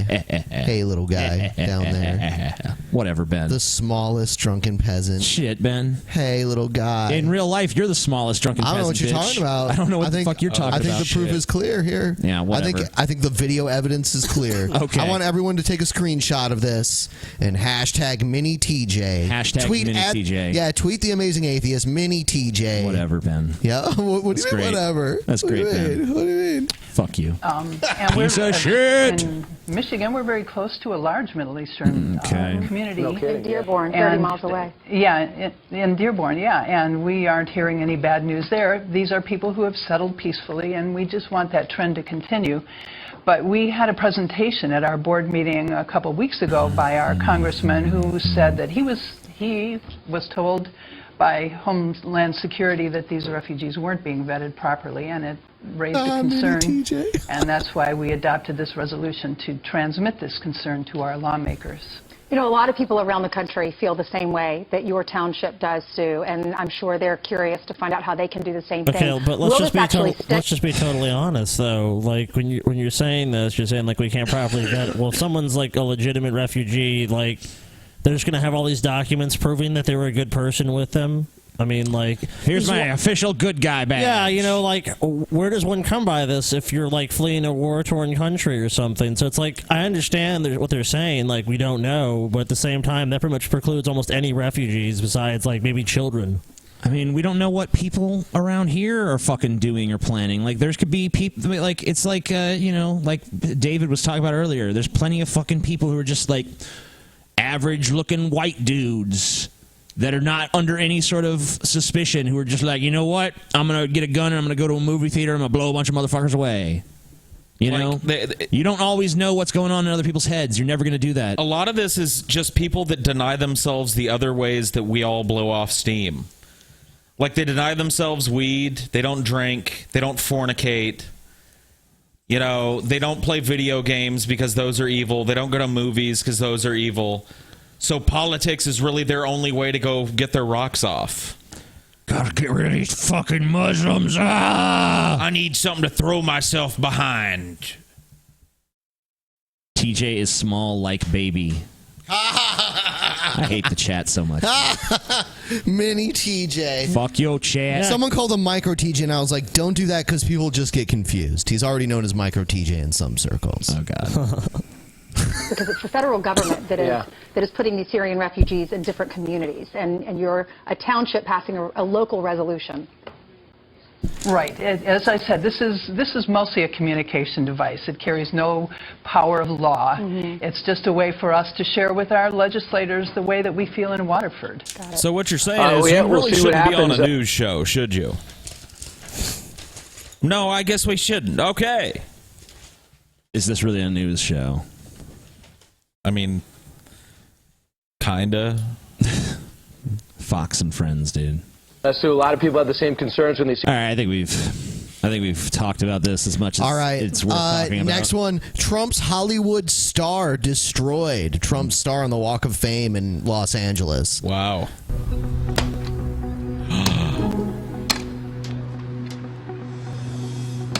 And people let him do it, too. It's like the cops didn't come and stop him or anything.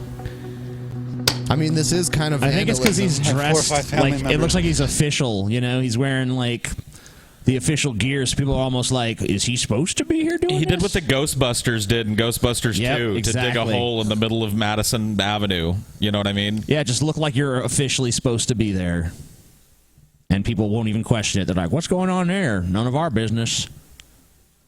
Sexually assaulted. I'm terribly upset. Wow. We have a presidential. Maybe you should have worked on your cardio before you did this, dude. Oh, God. And he's become sort of the poster child for sexual violence. Wow. I've been working on the Trump star all the live long day. Raise money to give to the women who have been sexually assaulted. I don't think that's yours. I don't think you can. I think this is vandalism, is what it is. Yeah, this guy. Criminal vandalism. This guy should go to. I mean, I don't know if he should go to public jail, property. but he should be fined. I guess it's because it's Trump. Just no one cares. They're just like, well, Just charge him for whatever it's going to cost to put the star back. Yeah, he doesn't get to decide who gets a star on the walk. I don't see him going and destroying Errol Flynn's fucking star. No. I think he does have a star. Is there a Roman Polanski one? Maybe. I think so. there is. Yes, I think so. I don't see him going. I mean, like, plenty of fucking people in Hollywood have been immersed in sexual scandals, so go destroy all their stars then, you dipshit. This was clearly just a I mean, publicity you're not stunt, allowed to dude. fucking. You're not allowed to go up to the star and fucking take the little metal part out and be like, I'm selling this on eBay. It's not yours. It's not yours. Just because you fucking decided you were going to go fucking remove it with a pickaxe doesn't make it yours. For fuck's sake. By Mr. Trump. We just what? What?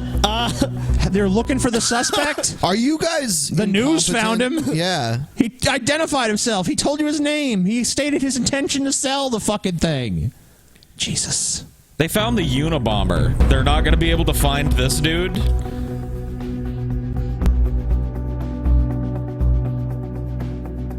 They found the Unabomber because his brother turned him in, though. Yeah, but I mean, like, the Unabomber was dug in. This dude clearly lives where this happened. Right. The Hollywood Chamber of Commerce says the site will be covered until the star is repaired. People can make a difference by voting and not destroying public property, the Chamber's president said. Yeah. Yeah. Don't go destroying things. I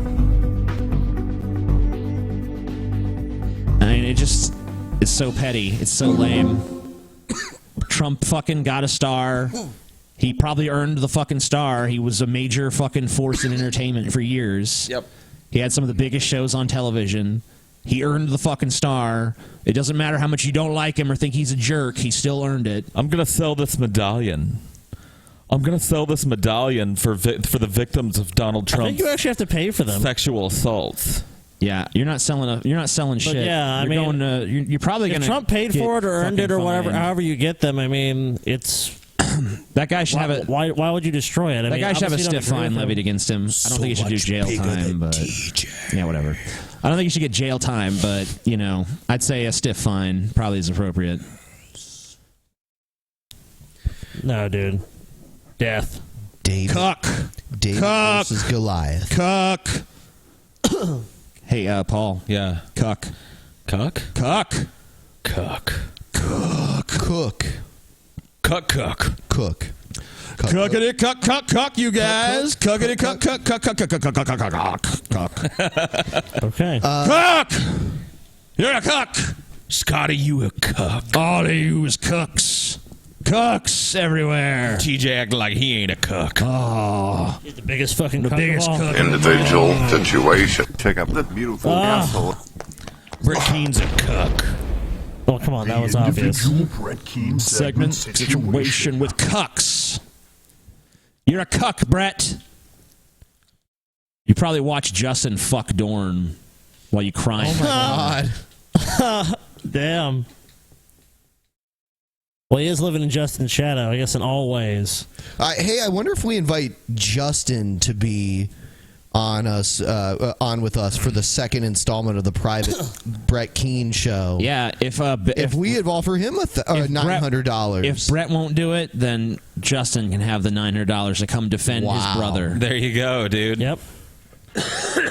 That's a pretty good offer. Yeah. Maybe we could spend like $100 and get J-Dubs on instead. He can tell us how he feels about Brett Keen. Yeah, true. Since Brett Keen won't do the show, maybe J-Dubs will do it for money. That sounds fun. Oh, J-Dubs would be a good person to tell us all about Brett Keen. Huh. TJ loves the big black cucks. Tiny TJ the cuck. How would you like that, Brett, if we got J-Dubs on the show to talk about? I'm sure he'd be a compelling guest. Yeah. Brett always made me vlog videos. We just have Paul do an impersonation. It was crazy. He always made me vlog videos. This video is entitled "Atheism Sucks." Oh shit. Well. Oh yeah, death threats against him, of course. He's back to making the fucking hold on. drama videos. Just want to talk about this really quick, Brett. You always talk about how we steal your content. Fair use. You put this at the beginning of all of your videos. Federal law allows citizens to reproduce, distribute, or exhibit portions of copyrighted motion pictures, videotapes, or video discs under certain circumstances without authorization of the copyright holder. This infringement of copyright is called fair use and is allowed for purposes of criticism, news reporting, teaching, and parody. Criticism. Uh-oh. Criticism. Yeah, like, Brett, why do you put this at the beginning of all your videos when you've said the opposite of what this states on several occasions? Doesn't really make a lot of sense. So he can do it, but then when other people do it with his shit, it's stealing. This looks like steal my content, you guys. This looks like that copyright thing that goes up at the beginning of a DVD. I'll just put it at the beginning of my video. Because they're not watching it for purposes of criticism. Or parody. That's exactly why we're watching it. Yeah, criticism and parody. And bitch. parody. And what about all the people what about all the small channels you flagged and taken down who were parodying you? You fucking hypocrite. Hypocritic you fucking piece piece of shit. You put this at the beginning of your fucking videos, and then you flag other videos for doing exactly this. Someone says Brett is live right now. Dude, you know what I just realized? Is he misspelled parody. I just looked at that. Yeah, you're right. Paradoy. Brett. It says paradoy. If Brett's live right now, paradoy. I mean, for the individual segment situation, we can just go live to Brett's stream. Let's go see what Brett's up to. Yeah. Let's see what our fucking viewers are missing over at Brett Keen Yeah, show. they're missing so much. And if you want to be on the show tonight, you can just go to Brett's chat. Hold on, here he is. He's on God TV Radio, which Gord TV Radio, Gord Smoke TV Signals, Radio Telegraph. situation individual particular. Oh, look at this shit! I don't do drama videos about the drunken peasants anymore, guys. Larson says Brett Keen is an intellectual individual. That's pretty much J-Dubs. true. Brett Keen is a very intelligent individual. He's intelligent. He's very Brett Keen is very intelligent like individual. my language. Brett's so smart. Unlike most people in the room, he actually has 2 brain cells to rub together. Wow, 2. Together. He's got 2 whole brain cells. Together. Yeah, Rubbed them together Someone all wrote day long. DP raid. I guess we're in for some Thanks, nice hard waters lady. here, Brett. Uh-huh. Like a Led by the mouse rage balls themselves. over I'm troubled water. I'm terrified. Come on the show, Brett, and discuss the terms of your contract. Yes. Let us know live if you accept the Someone wants to ask you, Brett, if you should take part in the Dominatrix challenge. Dominatrix? Sorry, that's down the other hangout down the road. That's what TJ is. Fail cuck. Fail cuck. Look at what he did to you, Scotty. Yeah, you're so little, Now Scotty. remember what I told you a while back. As long as they're out there running their mouth, they're not out breeding, making more dum-dums. What? Thank goodness you're breeding, Brett. Oh, someone's like spamming. Someone's spamming the What? chat here. Not someone. There's tons of people spamming the chat. There's someone. One person's doing It's it. one person with many screen names logging in and out real Okay, quick. I guess these people have absolutely no lives. Someone wrote Look at the fucking man, Brett's the dude. best. I guess Hey, Brett, Brett's so intelligent. Can I wash your balls for you, Brett? Let me handle these fucking losers for you, Brett. Give him a little pink slip to be proud of. Oh, Christmas is yeah. coming early You again fucking this year. coward. You coward. Come on the show, Someone Brett. said drink bleach and kill yourself. Brett's a coward. That's nice. Wonderful people. Your mother, Look your at mother must be proud of them. Brett took Kevin Nash pressing Rey Mysterio and put I mean, his could you face on imagine it. if I went to their house? Come and to I knocked our on the house. Door, I was like, hey, Mrs. Dumbfuck, your son. You know, it's on the internet telling people to drink bleach and kill themselves. Oh, I'm so proud of little Bobby. Oh, he's such a wonderful mensch I raised. Oh. What? Right. This is. I don't even know what's going on. This is so idiotic. Brett, come on the show and accept the challenge. Yeah, Tell Brett to come on DP right now and accept Well, the hey, I'll challenge. be right back in a moment. No, I no. got to drop off a TJ and a Scotty. Oh, he means he has to take Gotta a dump. take a little poop. Got to drop a TJ and a Scotty off at the pool there, Mr. Come on the show, you Man. fucking Be right coward. back. Come on, Brett. Come on, Brett. So, anyways, while Brett's taking a dump, I'll tell you how he's the best, man. John, tell me about yourself. There's nothing really much to say. Yeah, What do you yeah. wanna know? You know, There's let's nothing talk about much to Brett. say. Let's talk about Anything Brett, in particular okay? situation you want to know, individual? Man, you know what was so great when I got all those people So what's your story? to agree to fucking smash Brett's camera because no one wanted Brett to have that camera anyways.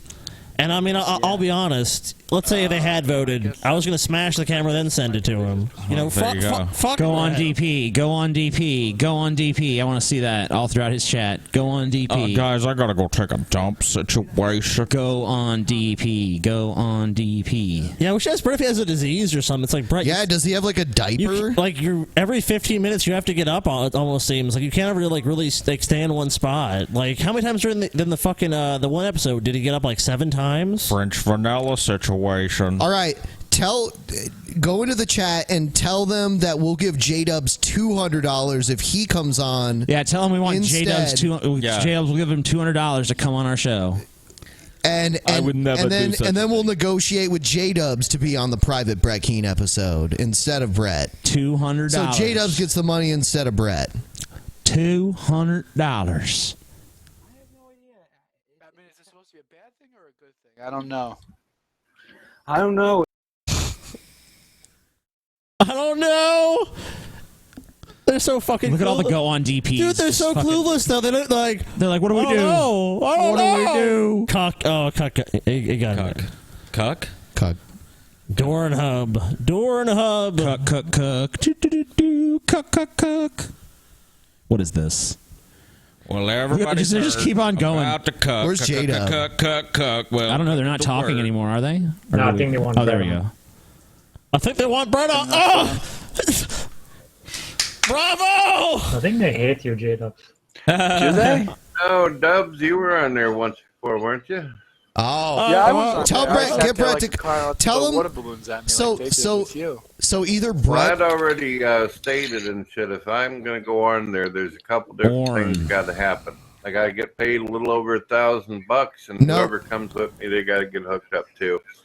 So if you want to come, also Von Helton wants to get on there. So you can pay the damn No, internet bill. That's not what we're saying. Sit there and go, I got to bring all my loser buddies in with me, and you got to pay their dumbasses too. Brett, paying them shit. How is that reasonable? Brett, either you come on and you get paid $900, or you don't come on and you get paid nothing. And J-Dubs gets money instead.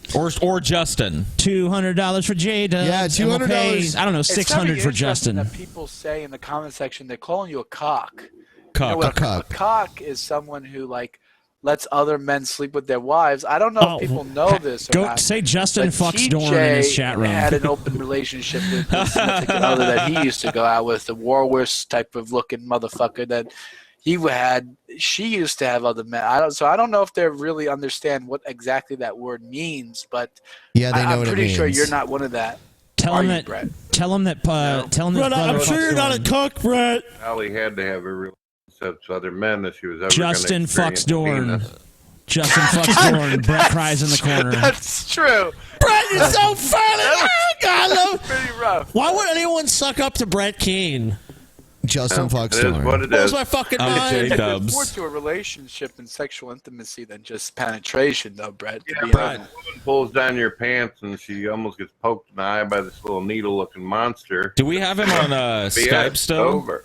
I think that's saying a little bit. I little don't. extreme. You don't? Saying We can pokes add in him. The eye. I think it's more like We should try and add him and try more just like calling an him. eyelash falling. Like I don't care if he has us on the show, on his show. I don't want him on for an entire fucking So, interview. Brett, I just are you- want him to what are fucking you come gonna in do? and say whether or not he's going to accept Well, $900 I can't tell you what I'm and gonna how do he until I feels see about money us sitting getting in my somebody fucking else in his bank account, you know place. this. Didn't TJ pay? Has he paid you yet, or has he? I don't know. I don't know really know what the situation is on that. The situation. And all that bullshit ended up cutting some stuff out, and plus he owed me $200 more, and he failed to fucking pay me on that. Plus, Hello, what? No. Doing All right, Brett Keane, we sent you a friend request or a contact request on Skype. That's why, that's why it's pointless. Tell even Brett talk to me get on about this Skype shit with until I us. see that money sitting in my fucking bank account, making all the corners of it nice and warm. I don't want to hear any bullshit. What if they pay you half? What if they meet you half the way?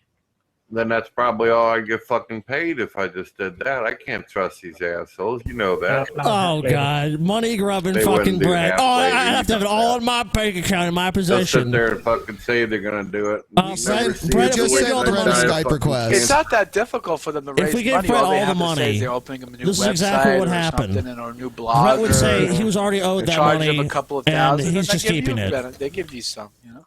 They're making thousands of dollars off all those videos. Talking shit about everybody, so it ain't gonna hurt them any.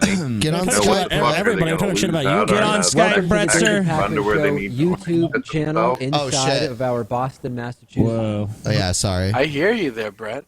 Actually, God, Brett, I you're need so- some you're so Deepak wise. underwear if people want to send me God, some. but you just know everything.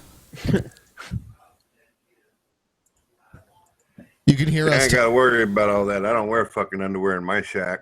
Yeah, he's watching us. Oh, you free ball it? Come on, you go Brett, you commando? coward. No, I free ball. Come on our show, you Everybody call fucking me Big coward Ball piece of over. We shit. can hear you watching us. Brett is a coward. Brett is There a you go, coward. Brett Okay, is stop. a coward. Well, let's see what other kind of filth we got out here in the comments. Oh shit, I closed it out. I got tired of seeing the IQ. Do we have a link so I can go see what kind of stupidity is happening? He got tired of seeing the IQ. We just heard I you don't know, listening Brett. I to don't it. think you want to see this type of filth that's going on in the comment section. Is it pure dumb? It's pure filth. Yeah, but I'll It's post a all link in the naughty and bad, comments. Brett. He's not It's even horrible. looking, apparently. Skype, Brett. Is Skype. it? Well, what do you expect from people who believe that they're monkeys? They're going to act like it. Whatever. What, Brett? Yeah, Oh, monkeys boy. use computers all the time. Yeah, Brett, you have no Damn understanding of right, what you're That's, talking about. that's the definition of monkey. Sit around on chat rooms all day. But just all of This is TJ's just audience an- just came in. This is just another example of Brett's cowardice right here. Yeah, dude, they were surprised that someone was actually watching the thing. Is that here? Is that Bunch of people what it watched is? Trey Man. It was weird. It's just like right. I'm typing right now. It's going too fast. There's no way he's going to see that. Oh, goodness. He's gay. Oh, goodness Yeah, gracious. Jordan, that's the reason why I take on 20 atheists at a time, yet the fucking atheists got to do 4 or 5 guys on me at once. How about that? You said you could beat 20 guys with ease, They're Brett. animals, So Brett. They yeah, can't animals. They're Who is animals. this handsome fucker? Brett, all you have to do see is this defend your person's up? videos. You got the twin brother in the room? Check it out. Let's see what we got here. Oh, I don't have the webcam on. Let me put the webcam Oh, on. hello, Brett. Am I? Is J Dubs John? Yeah, J-Dubs, what's going on? Listen to, listen to this fucking really intellectual podcast going on. Hang out. You guys are boring. Hey, guys. Hey, Brett, Hold up. That guy might have infiltrated. Maybe he's going to ask. Yeah, let's see if he's an infiltrator. Been slimming down a bit, but Good, you look good. You look good. No, they know Thanks, him. thank you. That's bullshit. Holy shit, I just put the camera on. It's like, holy fuck, that is like a twin. There's no... Splitting image. Nothing's happening. You guys are not like, showing this damn, camera as get you're a talking rope. about. Paul, round as a ball.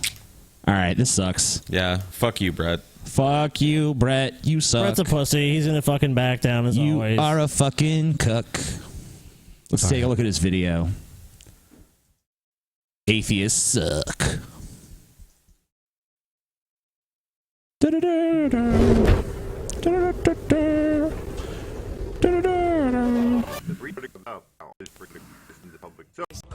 So be nice. Agree with Brett or we'll block you.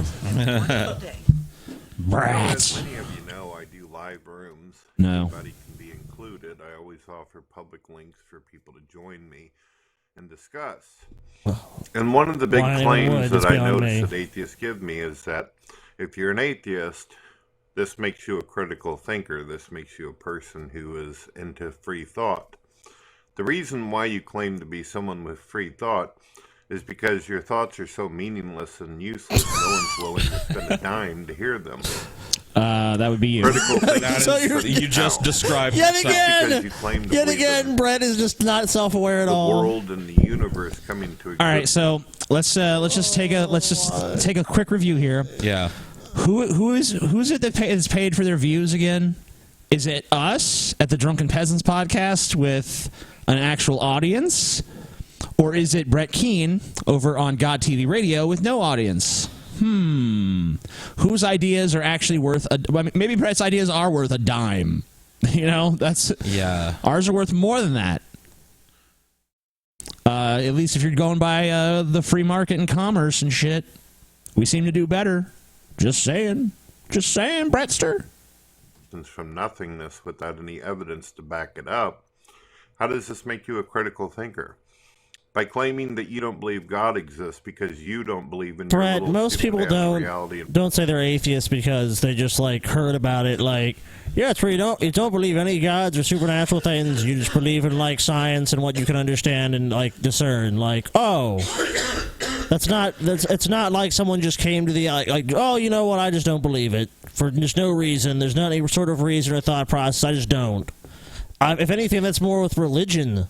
You'll find that where it's just like we've always been Baptist in this house. I mean, the easiest response to what Brett's saying in my mind is just like, what is your proof of God? Where's your evidence for that? Because I think there's a lot more evidence for a secular worldview, atheistic worldview, than there is for the idea that there's a God, that there is some entity that created all this and at a whim and controls it all, and yet we have free will and we're being judged and he's got rules. I mean, none of that strikes me as the least bit likely, and none of it's been even remotely proven. So how are you going to really bring up the evidence arguments? That's what I was kind of getting at. It's like, how can you possibly say anything to do with evidence? Like, everything we're saying is based upon scientific evidence or evidence of some kind. And this is just another example of Brett Keane saying things that Brett Keane 10 years ago refuted.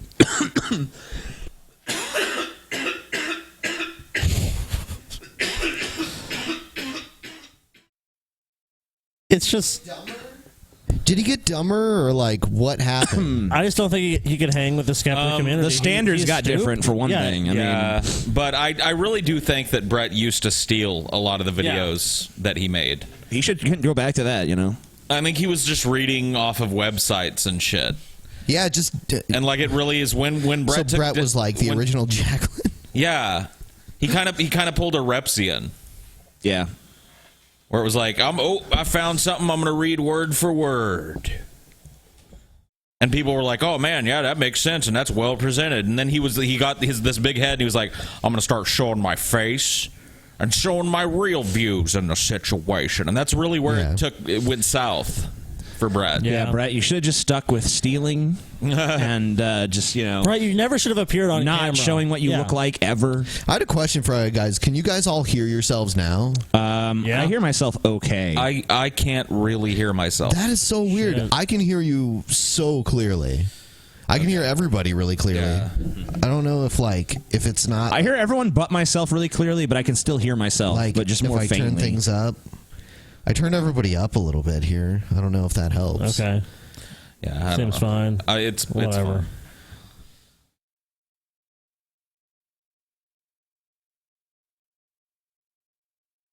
What? Oh. I hear myself a lot clearer now. And I turned up Paul's mid-range too. I can kind of hear myself now. Yeah. Cool. Only kind of, huh? Only kind of? That's I mean, it's not insane. like as clear as it was last night, but that's weird. It's still fine. You're such a bitch, Paul. Fucking pest Whatever. Paul. I don't do Even that. when you're here, you're having all these fucking problems. I know, that's not a what I'm problem. saying. That's not a problem. Boo. Paul sucks. Paul sucks. Paul sucks. Paul, your punishment sucks. TJ walked up to me today. Oh, he was God. like, I'm pissed at you, Paul. Yeah, he's jealous of you, is what he said. And I was like, no, he told me he was mad at me. He's like, you in the fucking doghouse, Paul Zigo. I was like, what did I do? He's like, you beat me on the DP subreddit favorite present poll. By the way, Scotty, you were in second. I was in last on the subreddit because they love me there. You know, it was weird because it was like Scotty, Ben was like 15% and I was like 16% and Scotty was 17%. So we were all really close. And then Paul was just like 50-something%. Paul. Holy shit. Paul is the only one worth a shit. I was like, why are you mad at me? I didn't make the poll. I didn't participate in it. I'm mad at you because you're so brilliant, Paul. Didn't the same You're such a consummate showman. I envy your talent. Didn't the same subreddit attack Paul? But I'm going to kill you one day. Yeah. 2 weeks from now, it'll be like, well, guys, you know, like Paul was getting better for a while there, but now I'm kind of sick of it. I'm ready for him to go back to Texas. All it'll take is one guest to come on that they like and that you try to treat critically, and then they'll be like, Paul's kind of a fucking asshole dragging the show down, you guys. I'm just saying, you know, he's fucking... When it comes to guests, he's the worst. Yeah. Dude, you and Paul are so alike in that. Like, there's always like the ebb and flow of TJ and Paul, where it's like they'll always be high, and I'm like, TJ's been doing great. I love what TJ's been doing, and they'll just fucking crash. Quick announcement, guys. 1 week from today, we're gonna have Bearing on the show. Right. Bearing. I've never seen a Bearing video. I haven't either. It's not bad. We should watch some to prepare. Yeah. It's preparing for Bearing. Actually, Yes. Bearing's also a musician, and I like his music a lot. Cool. It's pretty cool. Music.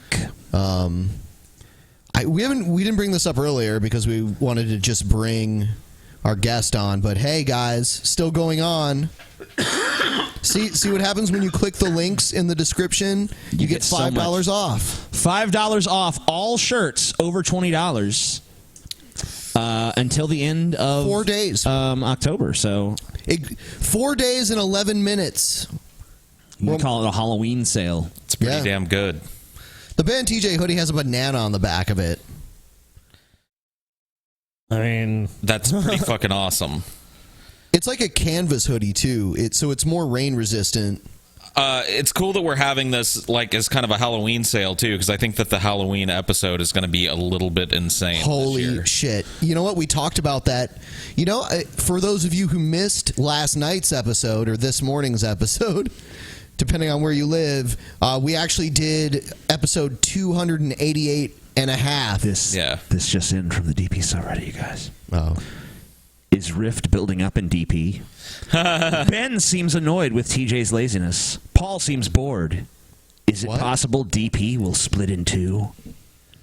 So Ben has been annoyed by my laziness since the beginning of the show. That's nothing new. And Paul is, Paul's not bored. He's having a fun time, all right? Yeah. Smile, Paul. Smile big. Tell him how much you're enjoying yourself. I love it here. Yeah! Paul's happy. See? Look how happy he is. I'm sorry. I'm not a big smiley guy, but I'm definitely not bored. Paul's never bored around us because he never knows when he's going to get hit. I kind of have a theory about Paul now, though. It's kind of a strange theory, though. But what is that? Is that you kind of profess to at least some degree to being kind of more pacifistic, right? You don't fight and all that. I don't like it. But Paul has advocated for the total fucking thermonuclear fucking destruction of the world. Yeah. I don't know, Paul. So it is really the only thing in your actual life that's holding you back. Just that you're fat. If you were in better shape, would Paul just be like a fucking killing machine, just go around snapping necks? If I was thinner, it would change the fundamental fact that humanity is not even oriented in the direction of saving itself from the ticking time bomb that is being tied to this planet. Oh, by the way, guys, I forgot to mention last night. When I went home, when I was incredibly high, because I passed out here because I was so high. Dude, you were fucking And then I got up and went home. I sat down with my guitar and learned how to play Brett Keen's Father. Wow. Dun, dun, dun, dun, dun, dun, yeah. I want to see that live. Is it possible to do that live? Could that happen? Oh, dude. But yeah, it could be. But we could also record it and make an awesome version, especially with this thing here. Yeah. Paul's gonna sing this shit, man. It's gonna be beautiful. Are you gonna do it Manson You guys can style, both Paul? do it. I don't You guys know, can man. each do a verse. Depends on I want to hear Ben's sound. Ben is good at that shit. So Yeah, I'll do a sound. little vocals. Yeah, I think we all should do something. Yeah. Except Scotty. All right, dude. I already agreed to do the triangle. Yeah, Scotty gets to play the triangle. Well, cowbell. Or cowbell, yeah. Maybe I you need can be more super cowbell. versatile and play both in the same song. Well, it's not get carried away. It's not get fucking carried away. You could just hit a fucking triangle with a cowbell. You can call it the cow triangle, dude. Tink. Don't fear the cheeser. It's What? in the freezer. It's a macarena. Don't fear the cheeser. I don't like that. No? Don't ruin that song. Come on. Don't fear the cheeser, TJ. Mini TJ. It's in the freezer. It's a macarena. Come on, freezer. Do one to Godzilla, dude. Oh no! This mac and cheese got to go. Dorn Punchzilla. I don't know. No, that was good. I don't know. Dorn Punchzilla. Punchzilla, dude. I don't know. Oh, I like it. White guys fart on my face. Matters. Guys, I have one hope in life, and that is to star in white male fart porn. Please. White guys farting in my face matters. Yeah, you have to have that pause. White guys farting in my face matters. Matters. Brain that there's enough evidence for it, even though it's obvious for billions of. Is this ridiculously stupid? Yeah, it's totally dumb. All right. Who Yeah, gives a shit? You have no idea what you're talking about. Brett Keen's a moron, part 78. 78. Whoa. I mean, on this show. Oh, well. Not even on this Maybe show. even more than that, actually. I'm sure we featured more Brett Keen than any other DP antagonist, for sure. Oh, yeah. Yeah. Wow. Cool. Dorn Punchzilla. I see it going on in the chat, dude. Dorn Punchzilla. Oh, yeah. Oh, no. What was it? This mac and cheese got to go. Dorn Punchzilla. Ooh.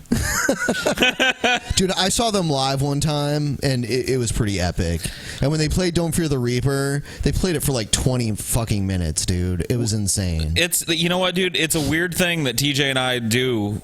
We spent an hour and a half the other day. I think it was on a Sunday or something. It was one of our days off. Yeah. just texting each other like lyrics to Brett Keane songs and trying to one up each other. But it wasn't like just one thing and then it stopped, like we exchanged. We went on back and forth for like an hour and a half. Yeah, they're fun. And it's pretty easy to do with any popular song. That's true. People are saying Dornzilla. Ooh, is a good one. Dornzilla. Dornzilla. No, doesn't work. It had to be like Punch Dornzilla. Yeah, that works. There's a lighter over there, Scotty. Go out. Paul's What's always going doing on, this guys? shit. It's your boy Thomas Sotomayor. Check it out. I've been up about God. 24 damn hours. I have been up 24 hours. No one something cares. like that. Just No one cares. Look behind him. Look at his fucking mantle. He's been the champion many times. Yeah. He's a champion in his own He's got a fucking UFC mind. belt. Get in the fucking octagon and earn a UFC belt. Well, that's Tommy. He's like, I'm the champ without earning it. Tommy, if you become the champ, it's because you fucking earned it, dude. Even in fucking wrestling, but especially in real fucking fighting. I mean, what have you done to earn that? In wrestling, he wouldn't last very long either. I mean, not only that, but it just like everything else, it undercuts your whole thing that you've got going on right now, which is, guys, I need donations, man. I've got thousands of dollars of replica fucking belts hanging over my head, but I need your money to get by, man. You guys need to support me. You can't help yourself though to put them in your video. he has the John Cena spinner belt. It's the one just to the left of the UFC belt. Yeah, that was by far my least favorite. Yeah, the belt ugliest, ever. the ugliest one ever. Yeah, that's a hideous belt. I mean, it's not even. I guess it's really not hideous if you see it just stopped like it is there. I mean, I'll be honest with you. When you actually see that shit spinning around, it's just so. Yeah, the goofy. little WW thing is spinning in there. The coolest belt up there is the UFC belt, the all-diamond UFC belt. Dude, no, I'm sorry, dude. That's the strap up there. Which is your favorite, Ben? 1, 2, 3, 4, 5. 4, obviously. 4? I like 5. Which one's 4? 4. Which way are we counting? The one just to the right of the UFC From belt. left to right. Oh, okay, That is the classic. Because the one to the left of it looks like 2 shopping carts fucking. Honestly, I wouldn't be surprised if the UFC belt in some ways is designed after the belt to the right. That gold of it. one. See, that's a stylistic difference. Dude, that belt. That UFC belt, dude. You walk into a fucking room. Why don't you shut the fuck up for 2 seconds, Paul? I'm sorry. Okay. The gold belt, it was designed by a guy who designed Western belt buckles way back in the day, and that was the NWA heavyweight. Well, no, not NWA. WCW World Heavyweight Championship belt. That was like Ric Flair's big gold belt back in the day. That's cool. It's way nicer looking than the UFC belt. The diamonds, they glistening. Yeah, whatever. There's diamonds in the gold belt too. No, What's your favorite, Scotty? You know my favorite. Which one? Which one do you think's my favorite, TJ? I think you know already, man. I do not know. You don't know, TJ? No. Dude, it's number 2, man. The fucking champ is here! Cena, bitch! That was the best fucking belt, dude. The belt fucking... The spinny belt. It fucking spins.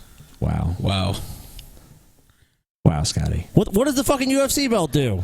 Nothing. Dude. Nothing. What do you mean? This is a functioning fucking thing. It's shining. I really like the last belt, man. I like that black backing and shit. Really? Dude. Yeah. What about the red one? The red one I don't like as much, but I like But that it's one. the same thing, basically, right? Yeah, I just like the black better than the red. Yeah, I like that none of us like the new WWE logo. Yeah. No, TJ. That WW thing. Is that your favorite, TJ? Yeah, the one on the far right. One. Yeah. Yep. The one on the far left was like the one. It was like Stone Cold Rock era. I like the shape of that one the best too. I don't know. The one on the far right? Yeah, like I don't like the other one seems like too rounded. I like how it has like straight edges on the bottom. If we got those replicas, yeah, and went out somewhere in public, like they'd look at yours and they'd be like, "Ooh, that's a nice W," and then they'd be like, "Look at that motherfucker! Look how he glistening." Dude, the UFC one is my second favorite, I would say. But the big gold belt is way more epic. I would say I don't know, I like the UFC one better than the big gold one. No, fuck you. You're just blowing Paul. The big gold belt does look like something that like a barbarian champion would wear around his waist. That's true. It does look more... And that is cool. It's known as the big gold belt. Yeah. There's been several incarnations of it, too. It stood the test of time for like a really long time. That's a pretty cool belt. I'm not saying it's a bad belt. I hate you, Paul. Ben. I hate you. Dude, none of the other belts. And I'm sorry. I'm just saying that for my dollar, that UFC, that if you're talking about like what pulls more eyes, what draws the eye quicker. UFC. I just realized this is another Tommy Sotomayor video that we've literally just like been distracted by something in the background because he's annoying. Look at all the different people who wore the big gold belt, motherfucker. All right, well, Sting, I don't really like Sting. What? Ric Flair is awesome. I do love Ric Flair. How can you like Ric Flair but not Sting? They were like... I don't even really know who the last dude is. Daniel Bryan. He's like a contemporary. But like, yeah, they all like, that's just to show like all the different... Yeah. Yeah, they finally got a wrestler that was super over, and then he got injured and couldn't wrestle anymore. Yep. Yeah, okay. There's Kevin Nash. Oh, mid-90s Kevin Nash! He's got the big gold belt. Mid-90s Kevin Nash. Motherfucker. Yeah. He looks like his armpits probably stink really badly. Fuck yeah, they do. Stinky armpits. Dun, dun, dun, dun, That guy has an impressive fucking physique, dude. Who, Kevin Nash? No. Kurt Angle? Kurt Angle, dude. Kurt Angle? He's got the big gold belt. He's a god, dude. He looks like a... He looks like a weird, like... This is the uber human that we have made. Well, he looks maximizes speed. He was the agility. Olympic gold medalist. Yeah. In wrestling. He looks like he could literally rip Paul's head off. Or any of us. Yes. But for some reason, Paul, just, I don't know. He could. Yeah. You got Hogan with all of his belts.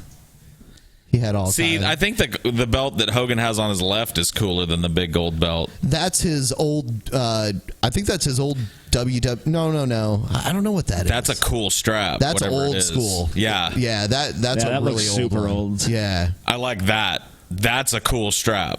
I like the one on the far right. Big gold belt. The big gold belt is still cool. Big gold belt wins. I want to see Andre the Giant with the big gold belt. Today, the Drunken Peasants discussed belts. Hey, whatever. I saw them like... talk about wrestling. I'll tell you what. Ben's got to do the hard sell. The fucking spinny one's the best. And fucking look, it spins. Dude, it does this. What does your belt do? Nothing. It does nothing. It reeks of epicness. My belt blinds motherfuckers when I walk in the room. They're like, ooh. Paul Ziegler walked in with that UFC belt. Nigga. People said, oh, you know what? Someone said it's the AWA belt. You're totally right. That was the AWA Heavyweight Championship belt. Whatever. Yeah. People are like, stop talking about wrestling. It's like, we're talking about belts. Are we even really talking about wrestling? Really? Not really. I mean, UFC belt, that's not wrestling. Only in a really outside way. Yeah. We're really just talking about which one of those belts is cooler. Yeah, the way it looks. And to be honest with you, what we would be doing otherwise is talking about something like Sotomayor. Yeah, all right, here he is. And in the process, I did a show this morning, and in the process of doing that, I found out something that bothered me a little bit. What bothered me, you ask? Well, I saw a video with Simone Biles and a guy named Jake, and not Jake from State Farm, but it is Jake, and Jake, I think his last name is, I don't know what Jake's motherfucking name is. Jake Miller. And Jake Miller had Simone Biles in his video, and in his video, apparently they were supposed to be in love. As I'm listening to the background music, it's like dum dum dum dum dum dum, and I'm thinking to myself, "Who gives a fucking shit?" Dude, like Tommy video. Like, I don't care. I go looking a lot for like thumbnail shit for the episodes, right? And there's this one of Tommy Sotomayor that I want to use. I just haven't gotten around to using. And you said it on one episode that like the inside of his head is just a game of Pong. This is who he's talking about, by the way. And somebody just slapped Pong on Tommy Sotomayor's forehead. He's talking about... That's what that music is, too. It's just like, boop, boop, boop. He's talking about an Olympic gold medal gymnast who's actually from Columbus. I remember, like, people were talking about I her. remember her. Yeah, I saw some of her shit. Yeah, so that's who he's talking about. Okay, Simone Biles. I just happened to look in the comment section. Yeah. And I saw something that made me have to shut my show down. And that was the fact that black women are traitors to you black men. They are horrible people. I want you guys to Tommy, you would not shut down the show for that reason. That's probably like probably some of your fucking medicine kicking in. Like, oh man, Tommy Seroquel kicking in. You know, see y'all later. If you don't care, why are we watching Tommy's video? That's what I'm saying. Like, we were talking about belts, and now we're watching this. I mean, what is it? You know, this is like, okay, this is the same exact fucking thing you always talk about. I enjoyed the belt talk more. Me too. Let's fucking, all right, I want to see what he says here. At my reaction and the comments that were being made in the What comments. so offended you, dude? Go ahead. Hey, y'all. Have y'all seen this? What am I supposed to be reading? I don't know. Isn't this extortion? Davy Crockett. You got the Wesley Snipes look. Did you pay your taxes? Let me see your returns for the last 4 years. So somebody's trolling him in the chat of some stupid video. On the Check this out. weekend, True does stunts for Little Richard in gay movies. I don't even know. This is just like reading an insane person's diary. What the hell is this? I agree. I want to show up. Tommy. What is this? Why are we seeing all of this? We're supposed to be seeing some scandalous shit here. I'm looking for it. But Tommy hates it when black women play up like there's always a scandal about something. But hold on. Here's the Tommy Sotomayor scandal. Some dumb shit in a fucking comment section on a video nobody watching. Read this.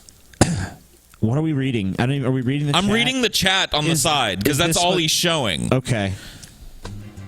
What Message what is this retracted. shit? Who watches this shit? I've never seen anyone enforce. What is this fucking format he's using for his screen, dude? Bitches ain't shit but bullshit and tricks. Now he's playing the video that he's talking shit about. And his video is he just puts the video like clumsily under himself. What is this? This is horrible. Okay, I can tell you why she's in the video. It's because she's popular because she won the gold medal and she's young.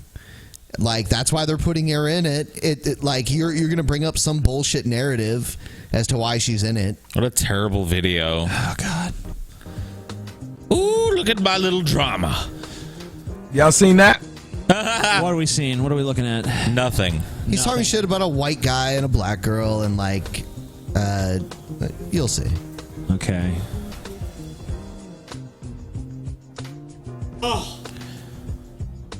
Oh, yeah. So we're sitting around like listening to elevator music and watching like a black dude watch a fucking music video. Gives a fucking shit. Yeah, he's not actually playing the video because he'll get a copyright. What are we? Nor is he saying anything. What is this? It looks like a normal video to me. Who would watch this shit? There you go. Look at him. They're doing stuff in his bed. This is torture. It's just nothing's happening. We're looking at a man watching a music video on mute with some fucking ridiculous womp, womp, womp, womp, womp, wah, repeating on a loop over and over again. It is elevator and a fucking music. slow-ass chat saying a bunch of inconsequential horse shit. What is this? Dude, that chat... What is this shit? TJ, you've been in his chats before. Yeah. As have I, and they are on total lockdown. Those God, chats yeah. are on, like, unbelievable lockdown. I've never been even. This is that quality total Tommy Sotomayor content coming straight at you with another awkward video of me, silently watching a fucking music video. There's a fucking thing we've given Tommy a few times that I want to take back. Okay. We've always said, like, Tommy must be like a slightly smarter Brett Keane because at least he has some kind of audience. He's more successful. But, like, I'm sorry, Brett Keane. When I'm watching this shit, I'm just like, you know what? He's no better than Brett Keane. He's more on any successful level. than Brett Keane, though. I don't understand why. Maybe it's He's just like made a novelty lot of like, money off of dumb people. I'm black and, whatever. I don't know. I don't know why he's been more successful than Brett Keane. Maybe because he's not as repulsive to look at. Right.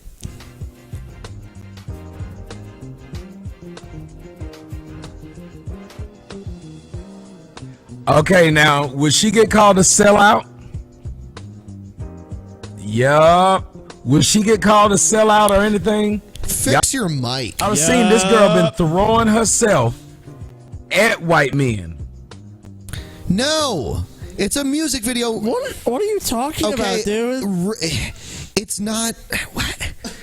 I mean, like, it's called entertainment. I just love that, like, as soon as he sits there quietly. He's obsessed with race. Yeah. He's totally obsessed with race. He sits there quietly, and then as soon as he comes on, it's just insane, over-modulated gobbledygook. Ha! Y'all see that shit? Yeah. Y'all think she gonna be called a race traitor? It's fucking weird. Every time she can get herself around a white man, she's been tossing herself at him. You know what? Newsflash, it said she's from Columbus, Ohio. Mostly white people there. Also, what is it? Who gives a shit? Who someone else is sleeping with? It's like, Tommy, even if she was sleeping with black dudes, it wouldn't be you. No. So what do you give a shit, dude? Yeah, you normally have to pay for yours from your own admission. You're just mad that she's made some of her own money. Yeah, and you can't pay her. Yeah, he's to mad. Actually pretend to enjoy fucking you. Yeah, he's mad he's not filming her in his swimming pool. Take a look at this little piece of pussy. Yeah. Yeah, I call her my little dough girl. You know what I'm saying? Because she's thick. She's a gymnast, y'all. Someone, the chat is saying that Brett said that he will go on for $1,000. $900. It's $900, Brett. Yeah, you can come on and argue your case if you want. Add us on Skype. Come on and argue your case. We'll give you a couple minutes to tell us what you want to tell us. Brett, I sent you a request, and it's the language that I sent you the request from is not English, so you should notice that you got a request from something that looks foreign. Yeah, I'll just say that. Add that, and come and plead your case. We have a little bit of time left on the show, Brett. If you want to come on, there's not much time left. Yeah, Brett. Get on your Skype, buddy. We're gonna juggle a little Sotomayor, and then let's get this hashed out, Brett. Because I say let's get past the Sotomayor. Because otherwise, we're gonna get one of your friends instead to analyze these videos with us. J-Dubs. Yeah, I think J-Dubs would probably do it, Brett. Maybe J-Dubs could use some cash. Maybe Justin can use some cash. J-Dubs has already rolled over on Brett once. So I think he would be a really interesting person to get on the show. Because he's already been like, look, here's what Brett does. He has me go to this. Here's the help tool. You can just refresh it over and over and just mass report a channel. And he'll be like, oh, that fucking... He'll make little fucking nicknames up for people. And he'll say, yeah, it looks like it's time for that channel to go bye-bye. Like, he's said all this shit about Brett. So he's willing to talk about the real Brett in a way that Brett isn't willing to. So J-Dubs might consider whatever you guys So, like, we're already willing to spend $900 on Brett. So, like, we said $600 for Justin, and then $200 for J-Dub. So we could save $100 if we just get those two. Yeah, in a video. Justin and J-Dubs could come in and do it half. Justin and half. could buy all kinds of musical equipment with $600. Yeah, his band. Yep. Think of your band, Justin. Yep. Think of your band. $600. Replace some shit. We will draft a contract that makes all you have to do is come on and defend your brother's videos. Yes. $600. Come and give us. And J-Dubs, you're the bottom of the barrel, but $200 is $200. When's the last time somebody gave you $200? You say Brett isn't worth $900, but the amount of people we'd attract if we actually had Brett Keane on the show with us, J-Dubs would be way plays worth $900. J-Dubs plays video games. $200 gets you a pretty nice mechanical keyboard for gaming. Nice. Think about that keyboard. Or like a really J-Dubs. decent keyboard and mouse for $200 if you get the things that are frequently on sale. Decent. Or games. Yeah. Or games. You can get 2 or 3 fucking games depending of You get a bunch more if you play indie shit. Yeah. That's a lot of, You could get whatever, man. You could get groceries with it. Like, you can eat. $200. That buys a lot of Subway sandwiches, my friend. A lot of drugs, too. Yeah. You can get drugs. Man. Drugs are good. Anyway. Yeah. I don't know if we have contact with Brett. Maybe. Bread. I think he might have me blocked on Twitter. Someone should DM him on Twitter. He has me blocked on Twitter. Let's see. At least he has had. I haven't really checked recently. Yeah, but me neither. I'm checking now. I don't have my fucking phone down here. I left it upstairs. But I'm pretty sure he has me blocked. Yeah, I'm blocked. I'm blocked too. It says you can no longer direct message this person. Yeah. He had me unblocked recently, but I'm blocked right now. Whatever. How did you get a hold of him to give him that offer? I wasn't blocked on Twitter at the time. Oh, okay. Now he's so he's blocked you since then. Yes. Okay. All right. So Brett never keeps his promises. What a butthurt bitch. I wonder if Justin Keene has you blocked. I don't even know. Just can't face us, huh, Brett? I know he does have a Twitter for his band. You could send him the offer via DM on Twitter. $600 for Brett Keene's brother. Just come on our show. Let us know. You know, all you got to do is just defend your brother's content. All you got to do is just come on here, let your brother, and you see what your brother says, you hear what we say about it, and then you just say, Is everyone in the Keene line is a giant fucking pussy that just can't fucking defend anything? Whoa, dude. Don't be talking shit about Justin Keene, dude. Well, if he doesn't accept, man, I'm going to have to. Justin is a pretty cool cat. Justin is awesome. Well, if Justin doesn't accept, we love Justin Keene here on this show. He got all the talent. He got everything, man. Brett's like the look, maybe Justin Keene is was the good Keene. Maybe that was overzealous. And if he man, doesn't but- accept, I'm sure it's just because he doesn't have the time or he doesn't want to hurt his, And by his the way, poor, stupid, retarded brother's feelings. Later tonight on Brett Twitch, says he uninstalled Skype. Whatever. you're a liar, Brett. I challenge Paul to Marvel vs. Capcom on Twitch live later tonight. He says he wants $1,000 first too. That's to not come on happening. to discuss terms. No. He's saying that he'll only come on if we give him $1,000 in advance. Which So we're gonna have to pay him now before he'll come on and discuss terms. No, Brett, you can get like $200 before, and the other Brett, we don't need you. afterwards. Like seriously, you being there will help, but we don't need you. Yeah, I mean, we could do it without you. Yes. TJ said he would do 200 right now. Yeah, no, I mean, if Brett agrees and we get a contract written up, the contract will say that he'll get 200 Prior before to. at the contract signing, just to a gesture of good faith or whatever, and 700 after. Yeah, 700 afterwards. Yep. Boom. There's pre-commitment. So, or I mean, I'm even I guess upping it back to 1,000. This would be a lot easier if he was just in here. Sure. If he was like willing to sack up. If you had the come in. balls to just come in and discuss terms. It'd be 20 on 1. Yeah, let's do it. Go. He ain't gonna come. He's not going to do it. He claims he doesn't even have a fucking Skype, dude. Because the shit we've Okay, heard, he could download it in 5 minutes tops. it's bullshit. He's still got Skype. We're right here, Brett. We're right he just here, put dude. his fucking profile on private. He does this shit like people piss him off, and he puts his he's scared. Skype on private. He didn't delete it from his fucking computer. Dude, Brett's scared. He's just a pussy. He doesn't want to come on and discuss terms of money.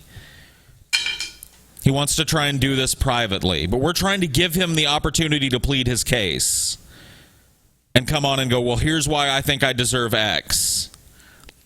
Yeah, make a petition before the people. Whatever. Anyway. You ain't gonna do it, Brett. You're a pussy. And I think that's the show. We've done a 2 hour and 17 Someone said show. Brett's on 56K. I wouldn't be surprised. All right, guys. But yeah, Paul, I challenge you. If you're a man, you later tonight on Twitch, on the DP Twitch, which you can find a link In at the our description. main, not On in the the main description. channel, Yeah, okay. on the main channel page in the We upper should add right. it to the default description. Press 3 for the manatee. And I will destroy Paul, and we'll talk about that later because in Columbus, Paul pretended like he was going to like run the entire room and be the man. Not at this game though. No, you said it's Street Fighter 2, Fighter dude. 2. Yeah. You claimed you were going to be some kind of I destroyed him. And I wasn't. I handedly sucked. whooped his ass.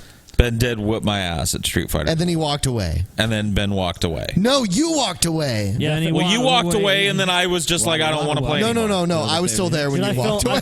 I filmed Paul's defeat, too. Yeah. Oh God, you guys are horrible. Anyway, end the show. Good night, Show's bitches. over. Give it a thumbs up. Thank you so much for watching. Yeah. Thank you to our guest David Pakman for being on the show. And yesterday, check out yesterday's episode if you haven't already. Yeah. Thumbs up.